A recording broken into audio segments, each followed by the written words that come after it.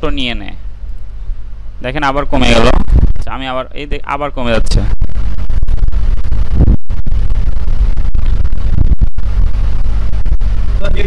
চলে কিন্তু আপনারা যখন ভিডিও আমরা যখন দেখি আমাদের সাউন্ড খুবই লো আসে। যেমন ম্যাডামের গত ক্লাসের সাউন্ডটা আমি শুনতে খুবই মানে কিছু বোঝা যায় না, এত লো সাউন্ড ছিল, লো ভলিউম। আবার আপনারও কয়েকটা ভিডিওতে ভলিউমটা খুব লো ছিল। এখন যে ভলিউমের কথা বলতে এটা চলে, রেকর্ডিং এ এটা হয় না। আচ্ছা আমার যেটা মনে হচ্ছে দেখেন এটা কিন্তু এই যে লো হয়ে যাচ্ছে, আমি আসলে কিছুই বুঝতে পারছি না। দেখেন আমি কিন্তু এটা ফুল করে দিয়েছি আপনাদের সামনে। এটা ফুলের দরকার নাই, ফুলের দরকার নেই। আপনারা ওই মিডিলে আসলে যেটুকু হয় ওইটুকু আমাদের চলে, কিন্তু রেকর্ডিং এ মনে হয় যে একেবারে লো তে চলে যায়। আচ্ছা এমনি আমরা মাউথ স্পিকারটা কিন্তু মুখের সামনেই রাখি, এটা অটো কমে যাচ্ছে, মানে ও ব্যালেন্স করে নিচ্ছে। আচ্ছা যাই হোক, জুমে সমস্যা হয় না।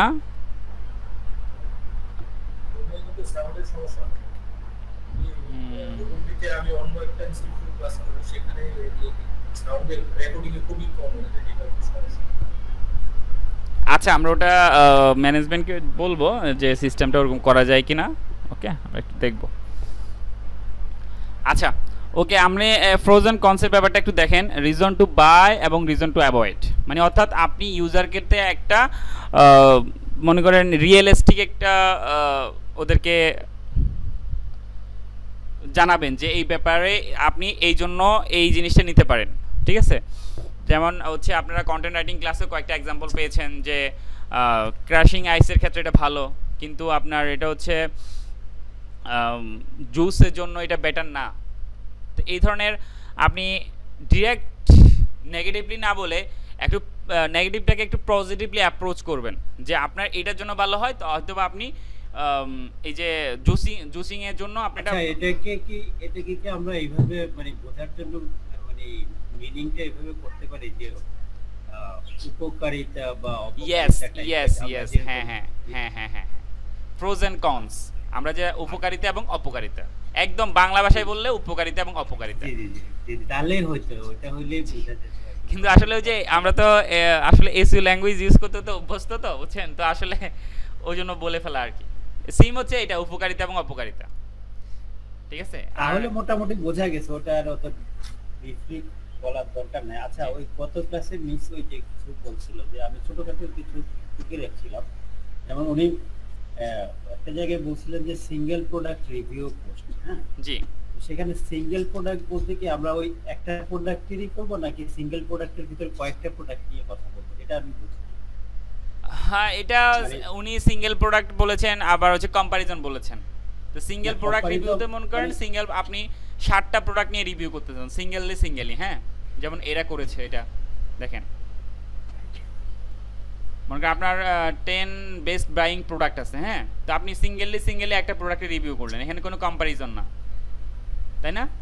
দ্যাট মিন্স হচ্ছে সিঙ্গেল বলতে আমি সিঙ্গেলই করব, আমার আবার যখন কম্পারিজনে আসবে তখন ওখানে কম্পারিজন। হ্যাঁ কম্পারিজন একটা টেবিল ইউজ করবেন, তারপর প্রোডাক্টের ক্যারেক্টারিস্টিকগুলো কম্পারিজন করবেন, প্রোডাক্টের মনে করেন এটা লাইফ টাইম সাপোর্ট কেমন দিচ্ছে, এটার প্রাইসটা কেমন, আপনি এই ধরনের কম্পারিজনগুলো চলে আসে আর কি। এগুলো যখন অ্যানালাইজ জি কম্পারিজনে কি আমরা দুইটা প্রোডাক্ট নিয়ে বলবো না অনেকগুলো প্রোডাক্টের কম্পারিজন? অনেকগুলো প্রোডাক্ট নিয়ে বলতে পারেন। কম্পারিজন অনেকগুলো প্রোডাক্ট রাখলেন, কিন্তু পাশাপাশি তো আপনি 3টা প্রোডাক্ট নিয়ে একসাথে স্যাম্পল করলেন, বা এই কম্পারিজনে কী করবেন দেখেন, এটা কিন্তু একটা কম্পারিজনের অলরেডি এটা ইনক্লুড গাইড হিসেবে দিছে তারা। এখানে কিন্তু এই ধরনের মনে করেন একটা টেবিল করলেন, যারা রো হচ্ছে মনে করেন 6টা, আপনি 6টা প্রোডাক্ট নিলেন, প্রত্যেকটা কলামে আপনি প্রথমটা হচ্ছে একটা ছোট ক্যারেক্টারিস দিলেন, দেন হচ্ছে এটার বেনিফিটটা কোথায়, এটার স্পেশালিটি কোথায়, দেন হচ্ছে এটার প্রাইসটা কত, কেন আপনি এটা নেবেন।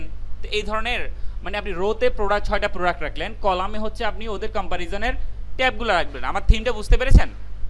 জি জি জি, ওই ধরনের টেবিল করে দিও আমরা কিন্তু কম্পারিজনটা করতে পারি। আর আপনি কম্পারিজন মনে করেন 8টা প্রোডাক্ট নিলেন, 8টা প্রোডাক্ট নিয়ে দুইটা কম্পারিজন করলেন, আপনি যে চার ধাপে আসলো দুইটা কম্পারিজন করলেন আপনি পাশাপাশি 2টা প্রোডাক্ট রেখে। বুঝতে বুঝতে পেরেছেন সিঙ্গেল প্রোডাক্ট রিভিউ আর কম্পারিজন প্রোডাক্ট রিভিউর ক্ষেত্রে? জি জি জি। আচ্ছা ওকে, তাহলে আজকে আমাদের ক্লাস চলে যায়। আজকে আমাদের 7 নাম্বার ক্লাস নাকি? হ্যালো জি স্যার। জি ভাইয়া 7 নাম্বার আজকে।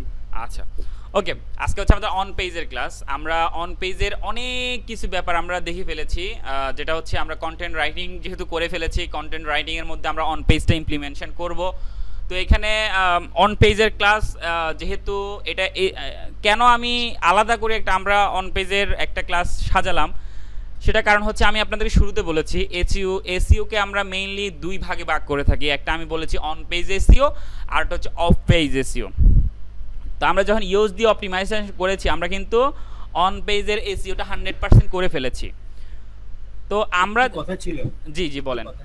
আমরা কন্টেন্ট রাইটিং এর ক্লাসটা করেছি, হ্যাঁ, কিন্তু আমরা আসলে যদি আরেকটু এক্সাম্পল ভিত্তিক ক্লাসটা করা যেত, যেমন আমরা কয়েকটা কন্টেন্ট যদি ক্লাসের মধ্যে আমরা করতাম, তাহলে আমার মনে হয় একটু বেটার আমরা নলেজ পেতে পারতাম। আমরা আসলে অনেকটা থিওরিটিক্যাল হয়ে গেছে, মানে প্র্যাকটিক্যাল ক্লাসটা অত মানে আমার মনে হয় যে ভাইয়া বললে জি উনি যেটা বলেছে সেটা ঠিক আছে, আমিও একমত। তবে যদি একটু আমি একটা শেয়ার করি, ধরেন আপনি কোন একটা রাইটিং করা যায় এরকম কি বলে আপনার স্মল এসইও টুলসে গিয়ে আপনি একটা কপি করে একটা কন্টেন্ট নিয়ে আসলেন, ওখানে যদি আমাদেরকে একটু মানে কোথায় কোথায় রিপ্লেসমেন্ট করতে হবে কিওয়ার্ডটা বা আর এলএসআই কিওয়ার্ড গুলা একটু যদি 2-4-5 মিনিট এভাবে যদি দেখিয়ে দেওয়া যায় মনে হয় একটু ভালো হতো। আচ্ছা ঠিক আছে ওকে। আমার মনে হয় দেখানো উচিত থিওরিক্যাল জি জি জি প্র্যাকটিক্যালি আপনারা একটা মনে হচ্ছে রিকোয়েস্ট করতে যে একটা পুরো আর্টিকেল কিভাবে পাবলিশ করব, কন্টেন্টটা এটা যদি ক্লাস এগুলো আপনারা রাখেন খুব বেটার করে ক্লিয়ার হতে পারবে। আচ্ছা ওকে ঠিক আছে।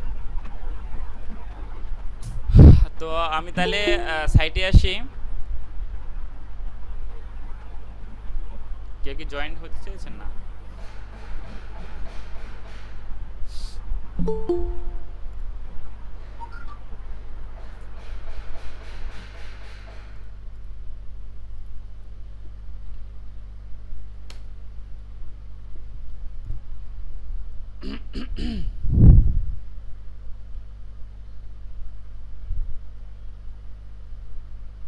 ধরেন আমরা একটা পোস্ট পাবলিশ করবো, তাই না? মনে করেন ধরেন অ্যাড নিউ পোস্টে গেলাম।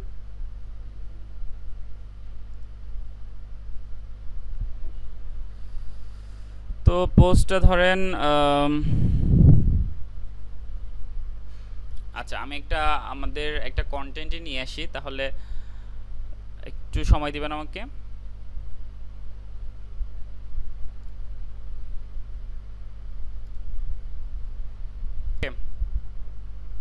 আপনারা শুনতে পাচ্ছেন?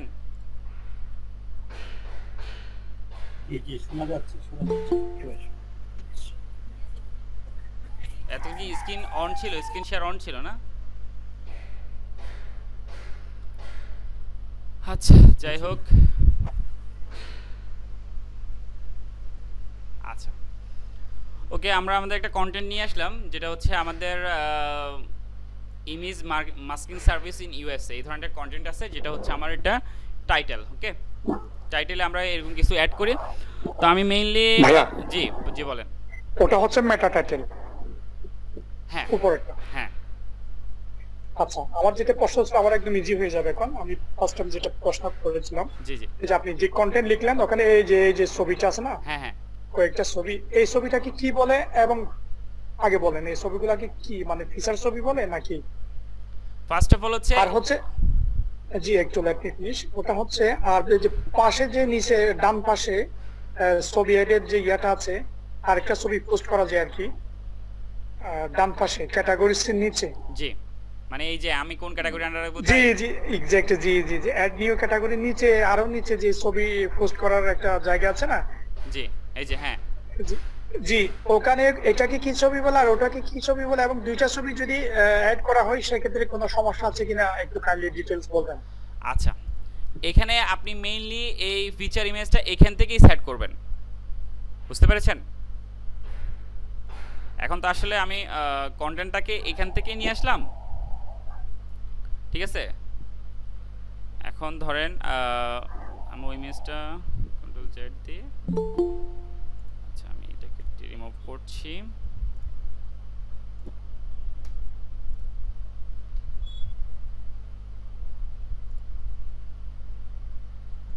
ধরেন আমি এখান থেকে একটা ছবি নিই,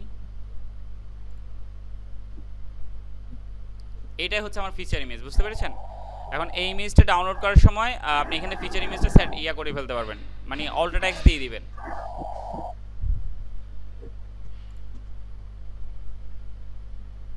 হ্যালো, জি ভাইয়া। হ্যাঁ, আর হচ্ছে এই যে আমাদের প্রতিটা সার্ভিসের সাথে, এটা যেহেতু একটা সার্ভিস পেজ, প্রতিটা সার্ভিসের সাথে আমার একটা ছবি অ্যাড করা থাকবে, যেটা হচ্ছে আমাদের প্রোডাক্টের সাথে আমার এই ইয়াগুলা অ্যাড করা থাকবে, বুঝতে পেরেছেন? জি।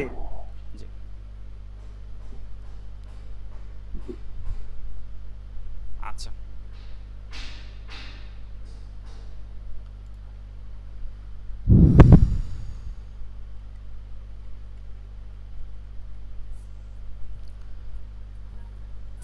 তো দেখেন এখানে ফার্স্ট অফ অল আমরা আমাদের যে কিওয়ার্ডটা ছিল ধরেন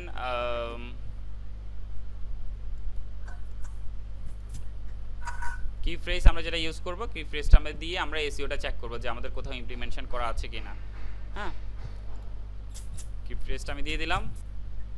দেন হচ্ছে আপনি এখানে মোবাইল থেকে এখানে ডেস্কটপ ফিচার, এখানে দুইটা অপশন পেয়ে যাবেন। হ্যাঁ, ওকে। দেন হচ্ছে এই যে স্ল্যাগের মধ্যে আমি আপনাদেরকে বলেছিলাম যেটা হচ্ছে আপনার বেস্ট ইমেজ মার্কসিং সার্ভিস ইন ইউএসএ, ঠিক আছে? ধরেন আমি বেস্টটা রাখবো না, যেহেতু আমার কিওয়ার্ডে বেস্ট ছিল না, এটাই হচ্ছে আমার ইমেজ মার্কসিং সার্ভিস, ওটা টাইটেলটা সে নিয়ে নিয়েছিল। দেন হচ্ছে আপনি এখানে একটা মেটা ডেসক্রিপশন অ্যাড করবেন, যেটা আপনার ফুল পোস্টের একটা ওভারভিউ করবে।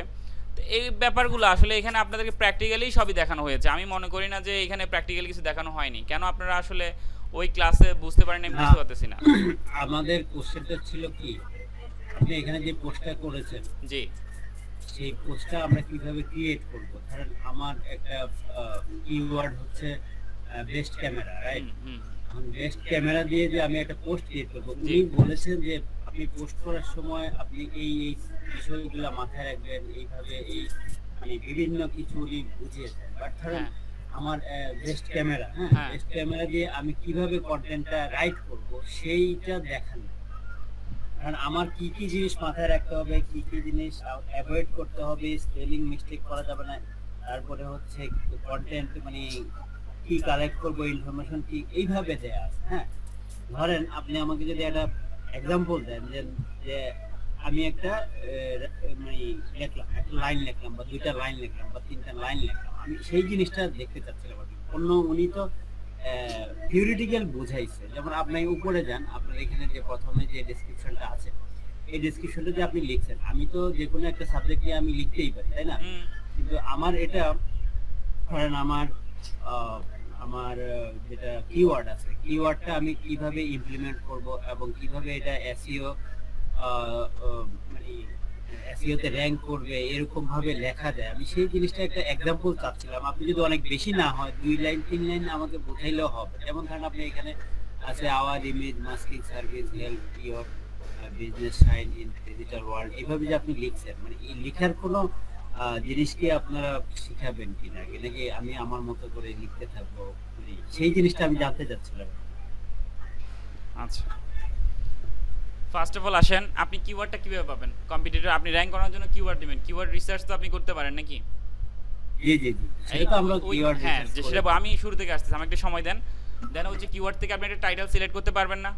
টাইটেলের ক্ষেত্রে আমরা কি বলেছিলাম, কিছু বাজওয়ার্ড ইউজ করবেন, কিছু আপনার যে ইউজারকে অ্যাট্রাকশন করার জন্য কিছু ওয়ার্ড ইউজ করবেন। যেমন আমি এগুলো বলেছিলাম বেস্ট, রিভিউ, টপ, গাইড, এই ওয়ার্ডগুলো বলেছিলাম আমরা আপনাকে। সেগুলো তো আমরা বুঝি। ওকে, টাইটেল শেষ, টাইটেল ইয়া হলো, টাইটেল নিয়ে শেষ, টাইটেল মেটা ডেসক্রিপশন, মেটা পোস্ট টাইটেল, সেটা ঠিক আছে। আমি এখন জানতে চাচ্ছি যে কন্টেন্ট রাইটিং যেটা করব আর কি।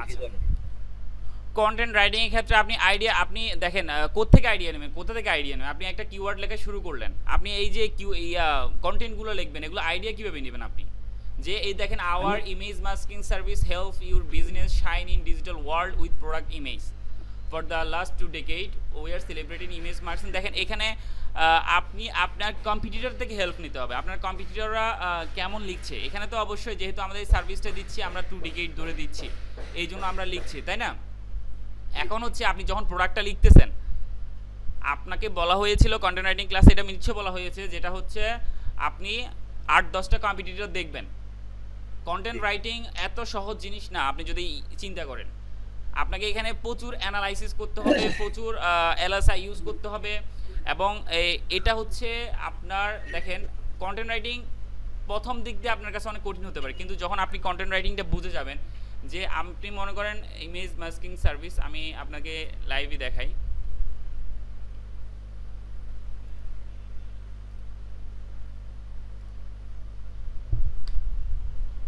এই দেখেন এখানে আমি কতগুলা ইয়া পাচ্ছি, তাই না? ক্লিপিং ওয়ার্ল্ড আমি পাচ্ছি, ওর কাছে যাব আমি। ক্লিপিং ইউএসএ পাচ্ছি, ওদের থেকে আমাকে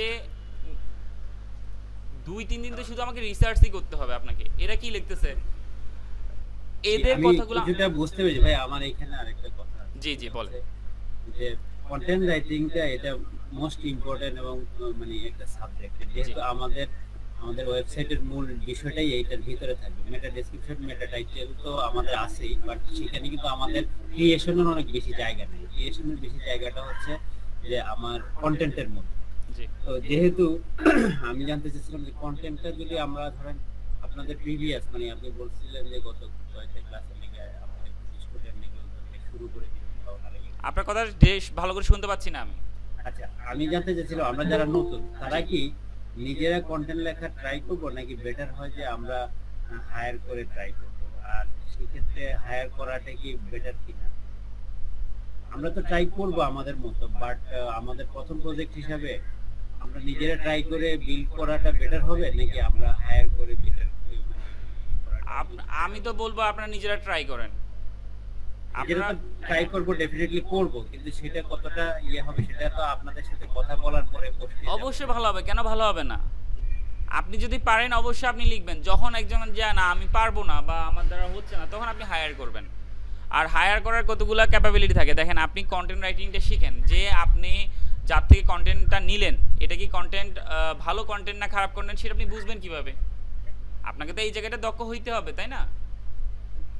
ফার্স্ট অফ অল হচ্ছে আপনাকে কন্টেন্ট রাইটিংটা নিজে করতে হবে, নিজে শিখতে হবে। হ্যাঁ, কিভাবে কন্টেন্ট লিখতেছে তা বুঝতে হবে আপনাকে, এটা হচ্ছে ফার্স্ট ধাপ। দেন আপনি কন্টেন্ট নিজে লিখেন, অন্যকে হায়ার করেন, হায়ার করে কন্টেন্ট লিখলেন আর কি, যে কন্টেন্টটা ভালো হলো না খারাপ হলো সেটা তো আপনি বুঝতে পারবেন না, তাই না? আচ্ছা তাহলে আচ্ছা না, আমি আপনার কনফিউশনগুলো দূর করতে হবে। দেখেন এই জায়গাটা কনফিউশনটা এই জন্য হচ্ছে যে, যেমন ধরেন আমি জানতে চাচ্ছিলাম যে কন্টেন্ট রাইটিং আমরা করলে পরে সেটা র‍্যাঙ্ক করাটা কতটা ইজি আর কি, নিজেদের কন্টেন্ট দিয়ে। আমি সেটা জানতে চাচ্ছিলাম, আমি করলাম সেটা হচ্ছে দেখেন আপনাকে ভ্যালুয়েবল কন্টেন্ট অ্যাড করতে হবে, পাশাপাশি কিছু রিসোর্সেবল কন্টেন্ট অ্যাড করতে হবে, যেটা হচ্ছে আপনার ইউজাররা স্যাটিসফাইড হবে বা পরে তারা নেক্সট টাইম আপনার যে কোম্পানিটা আছে বা আপনার যে ডোমেইনটা আছে সেটা তারা মনে রাখতে পারে। এই ধরনের একটা জিনিস আপনারা আউটলাইন তাদের কাছে পৌঁছাইতে হবে। হ্যাঁ, আসলে আমার ভিতরে এই জিনিসটা আসার পেছনে মূল কারণটা হচ্ছে যে আমি প্রিভিয়াসলি মানে যেটা দেখেছি যে অনেকেই বা অনেক বড় বড় এসইও যারা করে বা অ্যাফিলিয়েট মার্কেটিং যারা করে, তারা মূলত কন্টেন্টটা স্পেশালিস্ট কন্টেন্ট রাইটার দিয়ে এই লেখাটা লিখিয়ে নেয়। এটা একটা স্বাভাবিক। হ্যাঁ, সেই জন্য আমি বলতেছি আর কি যে ওরাও হয়তো অনেক ভালো কন্টেন্ট হয়তো বা কিছুটা লিখতেও পারে, বাট আমি দেখেছি যে প্রফেশনাল যারা ওরা ম্যাক্সিমাম ক্ষেত্রে মানে আমার এক্সপিরিয়েন্স বা আমি যতটুকু ঘাটাঘাটি করছি দেখছি যে ওরা হায়ার করে কাজগুলো করায়। এই জন্য আপনার কাছে জানতে চাচ্ছিলাম আর কি, কোনটা আসলে মানে আপনার এক্সপেরিয়েন্স বা আপনাদের ইয়েতে কোনটা আসলে বেশি ঘটে? ফার্স্ট অফ অল আমি যেটা বলবো সেটা হচ্ছে আপনি স্পেশালিস্ট হয়ে যান কন্টেন্টে। আপনি নিজে রাইট করেন আগে, কারণ এটাতে সালে ভাই এটাতে আপনি দুইটা বেনিফিট পাবেন। একটা হচ্ছে আপনি যে যার হাতে কন্টেন্ট লেখাচ্ছেন সেটা আপনি রিমার্ক করতে পারবেন, আর পাশাপাশি আপনার এই দক্ষতা আসলে আপনার সমস্যা নেই, আপনি নিজের মতো করে লিখতেও পারেন। জি জি জি, তার মানে হচ্ছে আপনারা এনকারেজ করতেছেন আমরা যেন লিখি, এই তো? হ্যাঁ, আপনারা লিখবেন।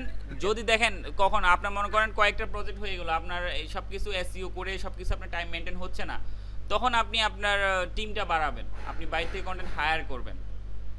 ঠিক আছে, আপনার ফার্স্ট প্রজেক্টে আপনি চেষ্টা করেন আপনি কন্টেন্টটা আগে নিজে শিখেন, শেখাটা খুবই গুরুত্বপূর্ণ।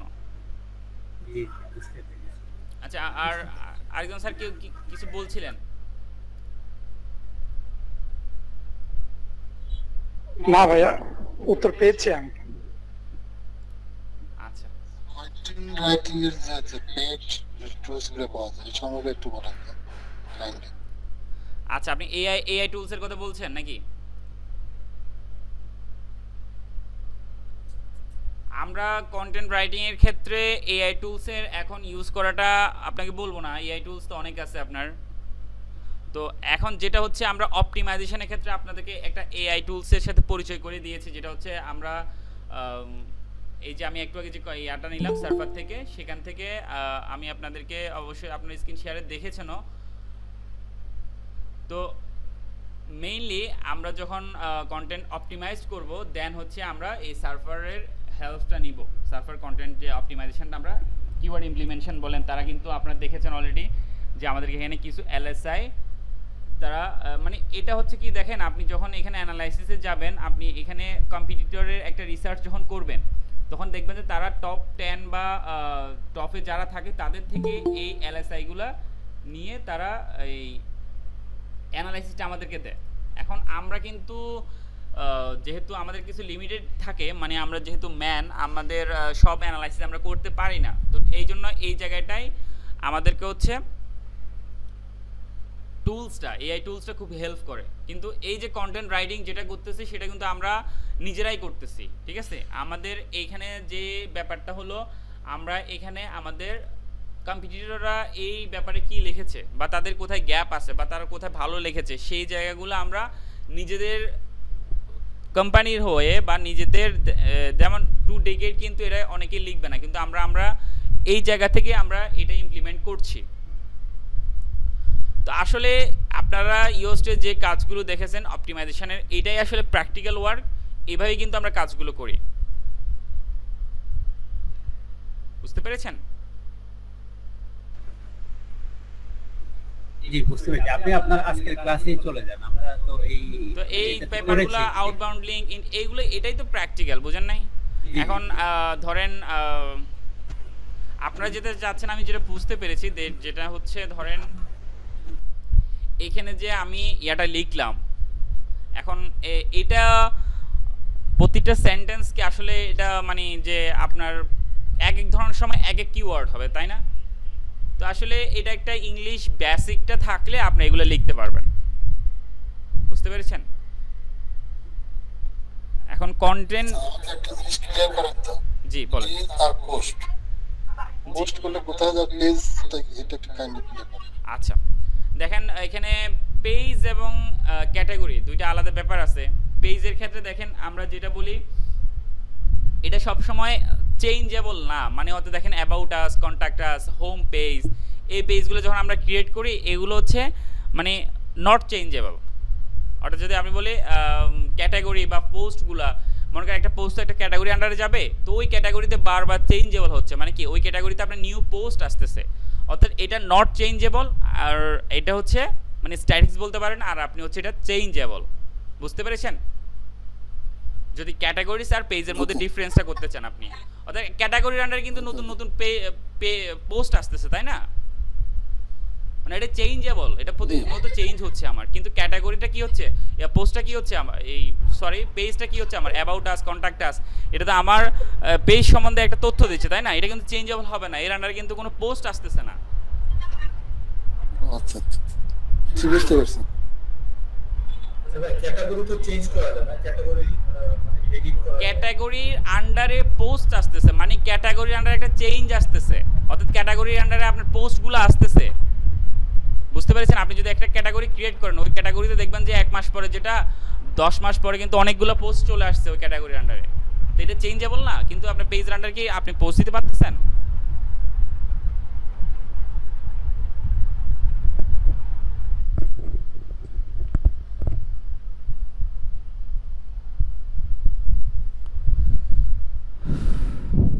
আচ্ছা, আপনাদের আর কোনো কনফিউশন থাকলে বলতে পারেন।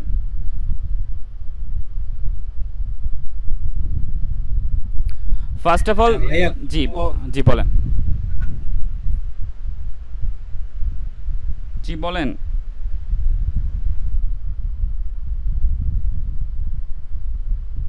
আমাদের ক্লাসগুলো অনেক লম্বা হয়ে যায়, আমরা মনে হয় যে ক্লাস শেষে কোশ্চেন অ্যান্সারটা নিলে ভালো হয়। আমাদের প্রায় দিনই ক্লাসগুলো অনেক লং হয়ে যায়। আপনি আপনার আজকের টপিকে চলে যান, আমাদের কোশ্চেনটা আমরা লিখে রাখি, তারপরে প্রয়োজনে কোশ্চেন অ্যান্সার পরে করি। না না, আসলে শুরুতে আমরা তো 15-20 মিনিট আমরা এটা রাখি, যেটা হচ্ছে প্রিভিয়াস ক্লাসে কোনো প্রবলেম থাকলে যেটা আলোচনা করার জন্য।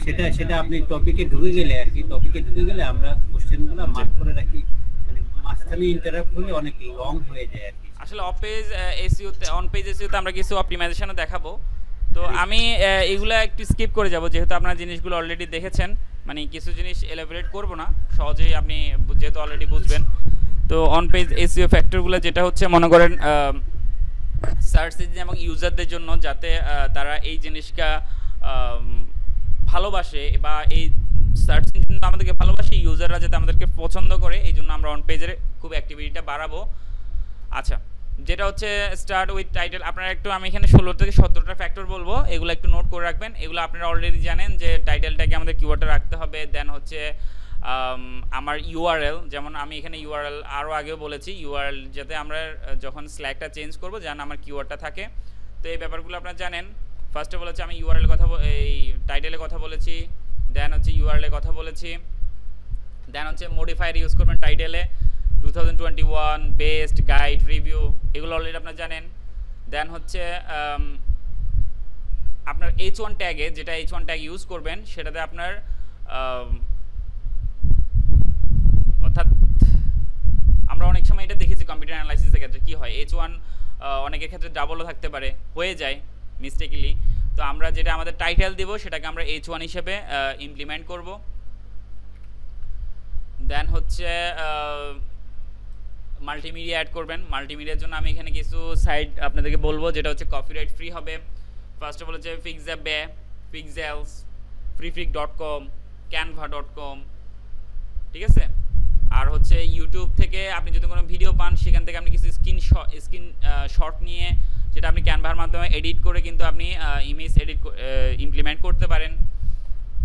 দেন হচ্ছে আমরা ভিডিও, ইউটিউব থেকে ভিডিও এমবেডেড কীভাবে করতে হয় সেটা আমরা দেখেছি অলরেডি। আচ্ছা, দেন আসেন হচ্ছে H2 ট্যাগ। অর্থাৎ আমরা এই যে H2 ট্যাগের ক্ষেত্রে ফার্স্ট প্রায়োরিটি আমরা H1 কে দিব, সেকেন্ড প্রায়োরিটি আমরা H2 তে আসবে। H2 তে আমরা LSI কিওয়ার্ডগুলো রাখার চেষ্টা করব। দেন হচ্ছে ফার্স্ট 100 ওয়ার্ডের মধ্যে আমরা, আপনারা একটু ছোটো নোট করে রাখবেন ব্যাপারগুলো, কারণ এগুলো হচ্ছে যখন কন্টেন্ট ইমপ্লিমেন্ট করবেন এগুলো অবশ্যই মাথায় রাখবেন। ফার্স্ট 100 ওয়ার্ড আমার কিওয়ার্ডে রাখবো। আর হচ্ছে রেসপন্সিভ ডিজাইন। তো আপনার সাইটটা কি রেসপন্সিভ কিনা, গুগল হচ্ছে 2015 সালে একটা তার আপডেট নিয়ে এসেছে, যেখানে হচ্ছে আচ্ছা আমরা কিন্তু দেখেছিলাম maybe first 1000 word. No no no, কখনো না, আপনি ভুল দেখেছেন। এটা ফার্স্ট 100 ওয়ার্ডের ভিতরে, এখন তো 100 ওয়ার্ড না, এখন আপনি 50 ওয়ার্ডের মধ্যে রাখতে হবে কিওয়ার্ড। 1000 আমি একটু ইন্টারাপ্ট করে দেই, আমি একটু ইন্টারাপ্ট করে দেই। ম্যাম এসেছেন, আছে ম্যামকে আপনারা কোশ্চেন করতে পারেন। স্যার আপনি হোমওয়ার্ক খুব ভালো করে করেননি। ফার্স্ট 1000 ওয়ার্ড তো কিছু কন্টেন্টের লেন্থ হয়ে যেতে পারে 1000 ওয়ার্ডস। আপনি যদি 1000 ওয়ার্ডস পর্যন্ত ওয়েট করেন কখন আপনার কিওয়ার্ডটা প্লেস করবেন, ততক্ষণে তো আপনার কম্পিউটারে দৌড়ে সামনে চলে গেল। আপনার H1 এ থাকতে হবে। আমি বলেছি আরো ভালো হয় যদি একদম ফার্স্ট সেন্টেন্সের শুরুতেই রাখতে পারেন। সুতরাং 1000 ওয়ার্ডস এর জন্য বসে থাকবেন না। আমি একটু রিমাইন্ডার আপনাকে আবার দিয়ে দিলাম। আচ্ছা, ম্যামকে যদি কোনো কোশ্চেন করতে চান, ম্যামকে আপনারা কোশ্চেন করতে পারেন। না, 1000 ওয়ার্ডের মধ্যে আমরা দুইটা সর্বোচ্চ অ্যাড করতে পারবো আর কি, কিওয়ার্ড, সেটাই বলেছিলাম। হ্যাঁ হ্যাঁ হ্যাঁ, সেটাই বলেছিলেন। আর বলেছিলেন মেটা ডেসক্রিপশনে 1000 ওয়ার্ডে দুবার মেইন কিওয়ার্ডটা থাকবে। প্রতি 1000 ওয়ার্ডে দুবার করে মেইন কিওয়ার্ড থাকবে। বাট আপনার কন্টেন্ট যখন শুরু হচ্ছে হয়তোবা ফার্স্ট সেন্টেন্সে, সেটা যদি সম্ভব না হয় প্রথমে 100 ওয়ার্ডের মধ্যে যাতে অন্তত একবার আপনার মেইন কিওয়ার্ডটা অবশ্যই আসে। জি ম্যাম, ঠিক আছে ঠিক আছে। জি, আমার মিস্টেক হয়েছে। আমি আমি কালকে আমি কন্টেন্ট যেটা লিখেছি আমি কালকে পাবলিশ করবো ইনশাআল্লাহ। আপনি একটু দেখেন প্লিজ, আমি এক্সপার্ট না, আমি নিজেই ট্রাই করেছি আর কি, একটু দেখবেন আর কি। জি শিওর, আপনারা প্র্যাকটিস করে আমাদের সাথে শেয়ার করবেন। তবে আমি আপনাদেরকে একটু জানিয়ে রাখি, হয়তোবা আগামীকাল এবং তারপর দিন আমরা হয়তো অ্যাভেলেবল নাও থাকতে পারি, বাট এরপর থেকে আমাদেরকে অবশ্যই পাবেন। আচ্ছা, আপনারা কন্টেন্ট আপলোড করে রাখবেন, আমরা যেখানেই থাকি আপনার কন্টেন্টে ইনশাআল্লাহ ফিডব্যাক পাবেন, সমস্যা নেই। আচ্ছা ওকে, এটা কিন্তু ফার্স্ট সেন্টেন্সে আপনার কিওয়ার্ড রাখার চেষ্টা করবেন, যত সামনে রাখবেন ততই ভালো। কিন্তু কিওয়ার্ডের কন্টেন্টের ফার্স্ট 100 ওয়ার্ডের মধ্যে একটা কিওয়ার্ড রাখতেই হবে আপনাকে, হ্যাঁ। আর 1000 ওয়ার্ডের আপনি 2 বার ইউজ করবেন, 3000 ওয়ার্ডে 6 বার ইউজ করবেন, এটাই মাথায় রাখেন। আমাদের কন্টেন্ট অ্যাফিলিয়েটেড কন্টেন্টগুলোর লেন্থ অনেক বড় হয়, আমরা কিওয়ার্ডগুলো ভাবে ইমপ্লিমেন্টটা করব। আচ্ছা, রেসপন্সিভ ডিজাইন, এই রেসপন্সিভ ডিজাইনের কারণে যেগুলো হচ্ছে মোবাইল আনফ্রেন্ডলি যে সাইটগুলো আছে, এই জন্য গুগল কিন্তু 2015 সালে একটা আপডেট নিয়ে এসেছে, যেটার কারণে সে অনেকগুলো ওয়েবসাইট কিন্তু পেনাল্টি খেয়েছে এবং অনেক র্যাঙ্ক ফল করেছে, ঠিক আছে।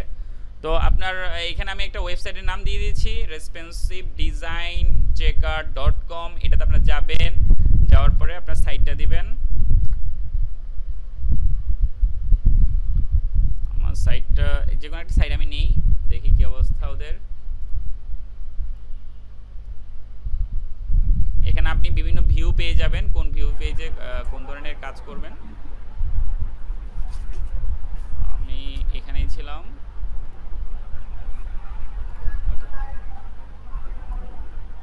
এখন দেখেন এটা আমার ডেস্কটপে এই ধরনের দেখাচ্ছে, ওকে।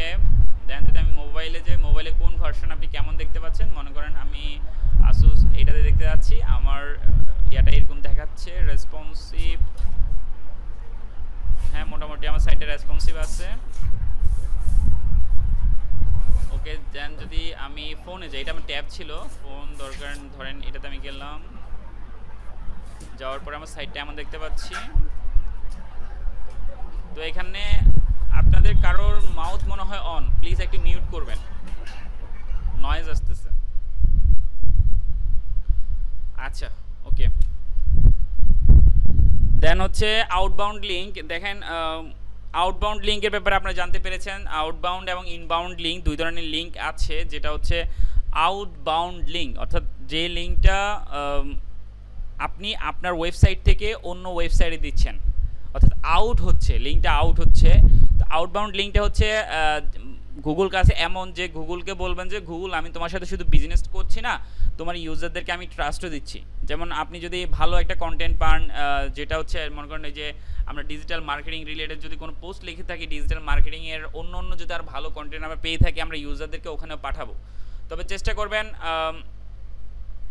আউটবাউন্ড লিঙ্কটা কন্টেন্টে সবসময় নিচের দিকে ইউজ করতে, একদম লোয়ার সাইডে ইউজ করবেন। কারণ হচ্ছে দেখেন আপনার সাইটে একটা ইউজার আসলো, আপনি কি করলেন, উপরে আউটবাউন্ড লিঙ্ক দিয়ে ইউজারকে অন্য সাইডে পাঠিয়ে দিলেন, তাহলে কিন্তু আপনার আসলে বেনিফিটটা হচ্ছে না। তো এখানে আউটবাউন্ড লিঙ্কের উপকারিতা হচ্ছে আমি আমার ইউজারদেরকে প্রপার ইনফরমেশনটা দিচ্ছি, গুগলের কাছে আমি ন্যাচারাল থাকতেছি যে গুগল, আমি তোমার সাথে শুধু বিজনেস করি না, আমি তোমাকে ইনফরমেশনটাও দিই। আর সবসময় চেষ্টা করবেন বিলো কন্টেন্টের নিচের দিকে ইউজ করতে। আচ্ছা, দেন ইন্টারনাল লিঙ্ক, আপনারা চেষ্টা করবেন একটা পোস্টে 2 থেকে 3টা ইন্টারনাল লিঙ্ক ইউজ করতে। তো এখানে একটা রিলেভেন্সি একটা ব্যাপার থাকে, আমি এখানে 2টা রিলেভেন্সি ব্যাপার দেখিয়েছি। যেমন ব্লেন্ডার নিয়ে আমি একটা পোস্ট করলাম বা আমার একটা কন্টেন্ট গেল, ওটার সাথে আমি কপি মেশিনের সাথে কখনো ইন্টারনাল লিঙ্কিং করবো না। অর্থাৎ কপি মেশিন যদি আমার একটা পোস্ট থাকে ব্লেন্ডার থেকে, আমি কখনো ইন্টারনাল লিঙ্কিংটা কপি মেশিনে দিব না। বুঝতে পেরেছেন? ইন্টারনাল লিঙ্কিং তো আপনি ইমপ্লিমেন্টেশন পারেন। আচ্ছা, তো কপি মেশিন টু আপনার কপি রিলেটেড যদি অন্য একটা প্রোডাক্ট থাকে, সেখানে আপনি পোস্টটা ইন্টারনাল লিঙ্কিং করবেন। ব্যাপারগুলো একদম ইজি, আপনারা কমপ্লিকেটেড করবেন না। জাস্ট পোস্ট করার সময় যখন আপনার ওই কিওয়ার্ডের উপরে, আর এখানে অ্যাঙ্কর টেক্সটের ব্যাপারটা আমরা ব্যাকলিঙ্কের ক্লাসে দেখব, আসলে কোন ধরনের অ্যাঙ্কর টেক্সটগুলো আমরা কত পার্সেন্ট ইউজ করব। আচ্ছা, তো এখন আমরা যেটা ব্যাপার আসে এটা আমরা একটু প্র্যাকটিক্যালি দেখব। এখানে হচ্ছে আমাদের সাইটের স্পিডটা কীভাবে বাড়াবো, কী কী ওয়ে আমরা ইউজ করে আমাদের সাইটের স্পিডটা বাড়াইতে পারি, এবং কিছু কোড ইমপ্লিমেন্টেশন আমাদের করতে হবে, সেগুলো আমাদের শিখতে হবে। তো গুগল যেটা করেছে তার পেজ স্পিড ইনসাইট নামে একটা টুলসও আছে। আপনি পেজ স্পিড ইনসাইট যে লিখে যদি গুগলে সার্চ করেন, এটা গুগলের free tools, page speed insight developer গুগলে যদি আমরা যাই, এখানে আপনার সাইটটা দিবেন। সাইটটা দিলে সে আপনার একটা অ্যানালাইসিস দিয়ে দিবে যে এটার আসলে মোবাইল ভার্সন কেমন, এই যে মোবাইল ডেস্কটপ স্পিডটা কেমন। তো আমরা এগুলো ওয়েবসাইট ওডিটার ভালো করে দেখব, কারণ পেজ স্পিড ইনসাইটটা খুবই গুরুত্বপূর্ণ একটা সাইটের জন্য, এই স্পিডটা কেমন হবে। তো আপনার কন্টেন্ট রাইটিং ইয়াতে একটা স্ট্র্যাটেজি দেখতে পাচ্ছেন যে একটা ইউজার 3 থেকে 4 সেকেন্ড ওয়েট করে আপনার ওয়েবসাইটে লোড হওয়ার জন্য। এই যে 3 থেকে 4 সেকেন্ডের টাইম যদি বেশি নেয়, তখন কিন্তু গুগলের স্ট্যাটিক্স মতে আপনি 50% ইউজার হারাবেন। এখন এইটার ক্ষেত্রে আপনাকে কয়েকটা কাজ করতে হবে। আপনি যে ডোমেন হোস্টিংটা নেবেন সেটা যেন ভালো একটা হোস্টিং প্রোভাইডার থেকে হয়। দেন হচ্ছে আপনি যদি ইমেজটা যে কম্প্রেসিং করতেছেন, অর্থাৎ ইমেজ যদি ওভার ভারী হয়, তখন কিন্তু আপনার সাইডের লোড দিতে অনেক টাইম নেবে। তো আপনাকে ফাস্টার হোস্টিং নিতে হবে।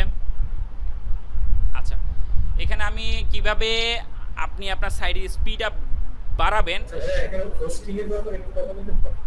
জি বুঝিনি। হোস্টিং কি এখানে আমরা কি যে ওই যে যেমন নেমচিপে যেমন ওয়ার্ডপ্রেস হোস্টিং আছে, আমরা কি সেটা ভালো হবে নাকি? আমি ওয়ার্ডপ্রেস হোস্টিংটা ইউজ করি না, আমি হচ্ছে শেয়ার হোস্টিং ইউজ করি না। আমি জাস্ট ওদের তো আসলে সবই শেয়ার হোস্টিং, তো শেয়ারের উপর আবার শেয়ার আর কি। তো আপনারা চেষ্টা করবেন যেটা আমার নর্মাল হোস্টিংটা পাই, তো ওদের সার্ভিসটা মোটামুটি ভালো, নেমচিপের ওই হোস্টিংটা।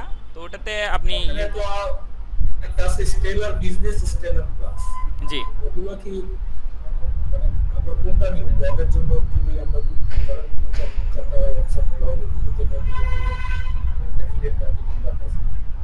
ওটা নিতে পারেন, সমস্যা না। আপনার এপিলের সাইডের জন্য সমস্যা হবে না। আপনি নেমচিপের শুধু আপনি শেয়ার্ড হোস্টিং ছাড়া মোটামুটি সব হোস্টিংয়ে আপনি ভালো কাজ করতে পারবেন। ঠিক আছে,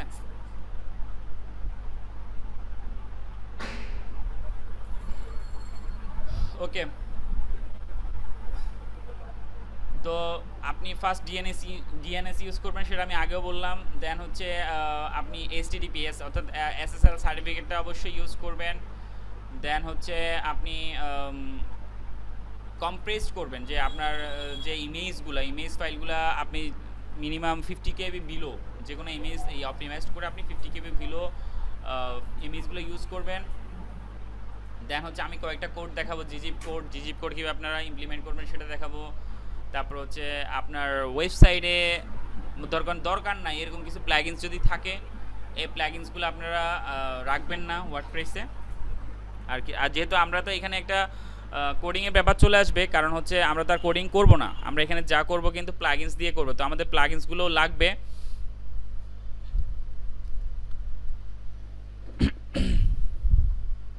আচ্ছা, তো এখানে আমি এখন আপনাদেরকে এই 3টে ফ্যাক্টর দেখাবো যে আপনার ওয়েবসাইটে আসলে কীভাবে ইমপ্লিমেন্ট করবেন।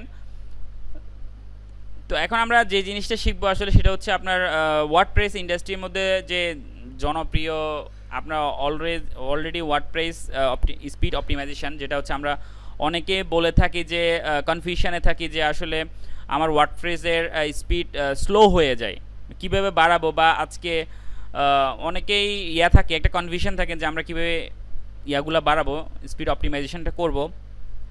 তো ফার্স্ট অফ অল আমি এখানে 3টা ব্যাপার দেখিয়েছি, যেটা হচ্ছে cPanel থেকে আপনাকে সফটওয়্যার থেকে আপনার অপটিমাইজড ওয়েবসাইটে গিয়ে কম্প্রেস অল কন্টেন্ট করতে হবে। দেন হচ্ছে আমরা htdoc-এ একটা cPanel ফাইল ম্যানেজার আছে, সেখানে আমরা একটা কোড পেস্ট করব।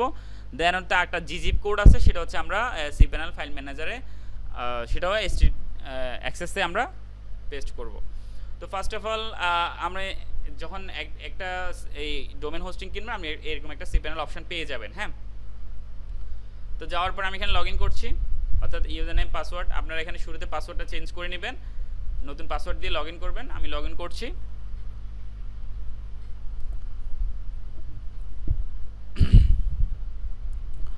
ওকে, এখানে আসার পরে আপনার সফটওয়্যার নামে একটা অপশন পাবেন। আমি যদি নিচে যাই, এই যে সফটওয়্যার নামে একটা অপশন পাবেন, সেখানে হচ্ছে অপটিমাইজড ওয়েবসাইট নামে এই আটা পাবেন। হ্যাঁ, সফটওয়্যারে অপটিমাইজ ওয়েবসাইট। এখানে দেখেন, এখানে আপনারা শুরুতে কম্প্রেস কন্টেন্ট নামে একটা অপশন পাবেন। এখানে আপনাদের শুরুতে যখন ডিসেবল থাকবে, তো আপনি এটা কি করবেন, কম্প্রেস অল কন্টেন্ট দিয়ে আপডেট সেটিংস দিয়ে দিবেন। হ্যাঁ, ওকে, তাহলে আমরা একটা ব্যাপার দেখলাম। দেন হচ্ছে paid expire header code on htdoc cpanel file ম্যানেজারে আমরা এখানে একটা কোড ইমপ্লিমেন্ট করব, যেটা হচ্ছে আমি এই কোডগুলো আপনাদেরকে প্রোভাইড করে দিব।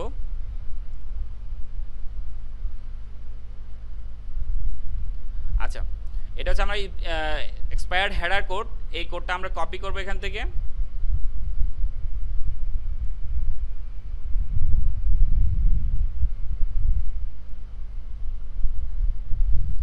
কপি করার পরে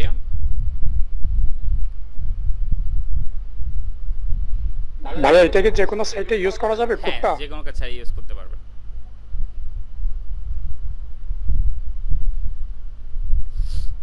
আমরা সি প্যানেলে আসলাম, আসার পরে আমরা এখান থেকে এখানে আমি স্লাইডে অলরেডি ইমপ্লিমেন্ট করে রেখেছি। আমরা হচ্ছে সি প্যানেলের ফাইল ম্যানেজারে যাব। হ্যাঁ,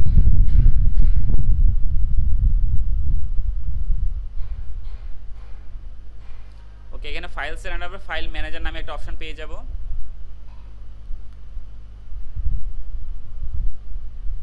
এখানে আমরা পাবলিক HTML নামে একটা অপশন পাবো। এই দেখেন পাবলিক HTML, এটা ক্লিক করার পরে আমরা htaccess নামে একটা পেয়ে যাব। তো আপনারা শুরুতে এটা কিন্তু পাবেন না, এখানে এটা হচ্ছে হিডেন ফাইল অবস্থায় থাকে। হ্যাঁ, আমরা যদি এখানে দেখেন সেটিংসে যাই, সেটিংসে যাওয়ার পরে দেখেন এই জিনিসটা যদি আমি তুলে দিই, আপনাদের এটা তুলে থাকবে, কারণ এগুলো একটু এখানে সি প্যানেলে তো এখানে কিন্তু আর এটা পাবেন না। হ্যাঁ, তো এখানে হচ্ছে এটা হিডেন অবস্থায় থাকে। তো আপনি এখান থেকে সেটিংসে যাবেন, যাওয়ার পরে এই যে এখানে দেখেন শো হিডেন ফাইল, এটা সেভ দিয়ে দিবেন। এখন আমার htaccess-টা দেখাবে। ওকে, htaccess আসার পর আপনি রাইট বাটন ক্লিক করে এডিট দিবেন। এডিট দেওয়ার পর আবার এখানে এডিট দিবেন।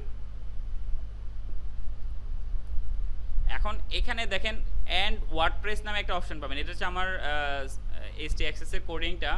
অ্যান্ড ওয়ার্ডপ্রেসে এসে আপনি এখানে এই যে কপি করলেন এই কোডটা আপনি পেস্ট করে দেবেন। ঠিক আছে, তো আমার এখানে অলরেডি কোডটা পেস্ট করা আছে, তো আমি এখান থেকে এখানে সেভ চেঞ্জেস দিয়ে দিবেন। হ্যাঁ, ওকে, দেন এখানে সেভ চেঞ্জেস দিয়ে দিবেন। আমি এখান থেকে আপাতত ক্লোজ দিচ্ছি। এটা হচ্ছে আমার সি প্যানেল ফাইল ম্যানেজার গেল, যেটা হচ্ছে আমি এক্সপায়ার হেডার কোডটা পেস্ট করলাম অন htaccess-এ। দেন হচ্ছে আরেকটা হচ্ছে জিজিপ কোড, যেটা হচ্ছে আমরা একই জায়গায় htaccess আমরা পেস্ট করব। ওকে, আমাদের কোডটা একটু দেখি।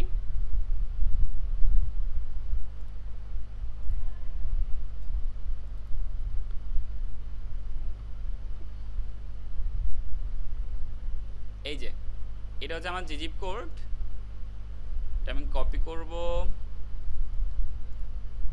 আবার আমি সি প্যানেলের এটা আমি কেটে দিচ্ছি, আবার আপনাদের দেখাচ্ছি ফাইল থেকে। এখানে ফাইল থেকে আপনি ফাইল ম্যানেজারে যাবেন,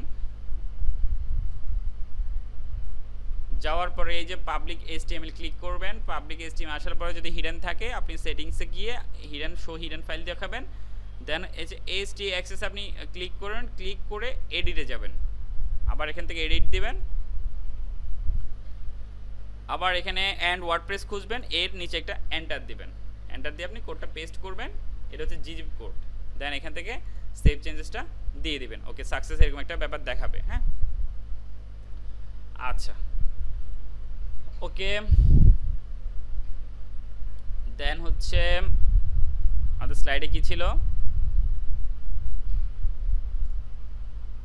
আচ্ছা, তো তাহলে আমরা অন পেজে যে আমাদের স্পিড অপটিমাইজেশনের যে পেপারটা, এই তিনটা কাজ করে ফেললে আমরা মোটামুটি এখানে একটা ভালো স্পিড আমাদের ওয়েবসাইটে পেয়ে যাব। অর্থাৎ আপনারা দেখবেন এই তিনটা কাজ করলে অলরেডি 80 থেকে 85 প্লাস আপনার স্পিড হয়ে যাবে। এটা আমরা হচ্ছে 80 থেকে 85 যেটা বলছি সেটা হচ্ছে গুগল যে পেজ স্পিড ইনসাইট নামে যে টুলসটা আছে সেটা দেখাবে, ওখান থেকেই বলছি। দেন হচ্ছে আমরা আরেকটু কাজ করলে এখান থেকে কিন্তু আরও ভালো একটা আউটপুট নিয়ে আসতে পারি, যেটা হচ্ছে পেইড টুলসের কথা যদি আমি বলি। ডব্লিউপি রকেটটা হচ্ছে পেইডের ক্ষেত্রে খুবই ভালো। আমি প্লাগইনসে যাচ্ছি। আচ্ছা, এইটার থেকে তো আমি কাজ করতেছিলাম। আচ্ছা,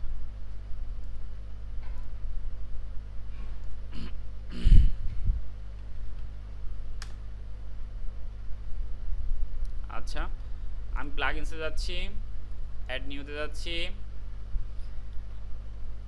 আপনি যদি ডব্লিউপি রকেটটা ইউজ করতে পারেন, এটা কিন্তু আপনি খুব ভালো একটা সার্ভিস পাবেন। এখন এগুলো আসলে কি কাজ করে? এগুলো সে আপনার ইউজারদের ক্যাশ ধরে রাখবে। অর্থাৎ ক্যাশ বলতে আমরা কি বোঝাচ্ছি দেখেন, আমরা যখন আমাদের সাইটে যখন কোনো ইউজার আসে, তখন সেকেন্ড টাইম যখন ওই ইউজারটা আবার লোড নেওয়ার চেষ্টা করে, তখন কিন্তু খুব সহজে সে লোড নিতে পারে। অর্থাৎ তার কিছু ডাটাগুলা এই ধরনের প্লাগইনসগুলো ধরে রাখে। হ্যাঁ, তো এই ক্যাশ আমরা ইউজ করব, কারণ হচ্ছে যখন ইউজ করার পরে কি হবে, ইউজাররা আমার সাইডে খুব সহজে লোড নিতে পারবে। হ্যাঁ, আমার এখানে ডব্লিউপি রকেটটা আসতেছে না কেন দেখি। অনেক সময় কি হয়, লাইভ সাইট ছাড়া এরকম ইয়াতে আসে না। আচ্ছা, আমি দেখি আমার কোনো স্পেলিং মিস্টেক হচ্ছে কিনা।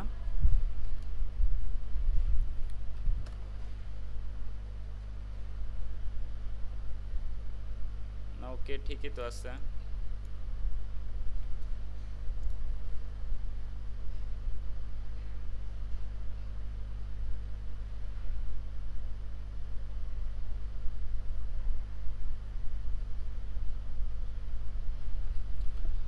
আচ্ছা, যাই হোক, এটা হচ্ছে একটা প্রো। আমরা যদি ফ্রিতে কয়েকটা ইউজ করতে পারি, W3 টোটাল ক্যাশ ইউজ করতে পারি আমরা।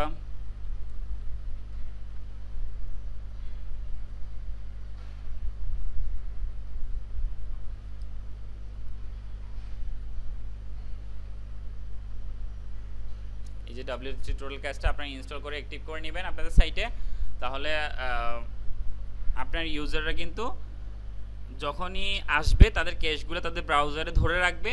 নেক্সট টাইম যখন তারা আবার ওই সাইটে আসবে, খুব সহজে আপনার ওরা লোড নিতে পারবে। তো স্মাশ নামে আরেকটা ইয়ে আছে, যেটা হচ্ছে এটাও ইনস্টল করতে পারেন আপনি। আপনার ওয়ার্ডপ্রেসের স্পিড কাস্টমাইজেশন খুব ইজি হয়ে যাবে। আর এই কাজগুলো যে শুধু আপনি আপনার সাইটের জন্য করতে পারেন তা না, কিন্তু আপনি যদি এই যে একটা ফাইবারে আমরা যদি এটা অ্যাফিলিয়েটের জন্য করতেছি, তাও কিন্তু আমরা যে স্কিলগুলো শিখছি সেগুলো কিন্তু আমরা মার্কেট প্লেসে ইমপ্লিমেন্ট করতে পারি। অর্থাৎ কিন্তু এখানে কিন্তু আমরা যদি ফাইবারে যান, আপনি জাস্ট কিওয়ার্ড রিসার্চ নিয়ে যদি খুঁজেন না, অনেক ধরনের গিগ পাবেন। অনেক মনে করেন $10 থেকেও শুরু করে অনেক ধরনের গিগ পাওয়া যায়। এই যে আপনার মার্কেট প্লেসে কিন্তু এই স্পিড কাস্টমাইজেশনের অনেক গিগ পাওয়া যায়। হ্যাঁ, অনেক ইয়াটা অনেক বেশি থাকে। তো আমরা এখান থেকে অ্যাক্টিভ করে নিব W3 টোটাল ক্যাশকে। ওকে, দেন আমরা আসি এখানে আমাদের স্পিড অপটিমাইজেশনটা গেল। দেন হচ্ছে স্প্রিঙ্কেল LSI কিওয়ার্ড। এই যে আপনি জাস্ট কন্টেন্টে 3000 একটা কন্টেন্ট লিখবেন, ওখানে জাস্ট আপনার এক্স্যাক্ট ম্যাচ কিওয়ার্ডটা আপনি 6 বার ইউজ করবেন না, 1000-এ 2 বার ইউজ করবেন। কিন্তু এই যে LSI কিওয়ার্ডগুলো ইউজ করবেন, এইগুলোর মাধ্যমে কিন্তু আপনি খুব ভালো একটা ট্রাফিক পেয়ে যাবেন। এবং গুগলের কাছে এটা খুবই একটা রিলেভেন্ট জিনিস যে আপনি LSI কিওয়ার্ডগুলো ইউজ করতেছেন। এখানে অবশ্যই রিলেভেন্সিটা রাখবেন। দেন হচ্ছে ইমেজ অপটিমাইজেশন। ইমেজ অপটিমাইজেশনের ক্ষেত্রে আমি কি আপনাদেরকে ম্যানুয়ালি ইমেজ অপটিমাইজেশনটা দেখিয়েছিলাম? মানে একটা ইমেজ আপলোড করার আগে আমরা কি কি কাজ করব?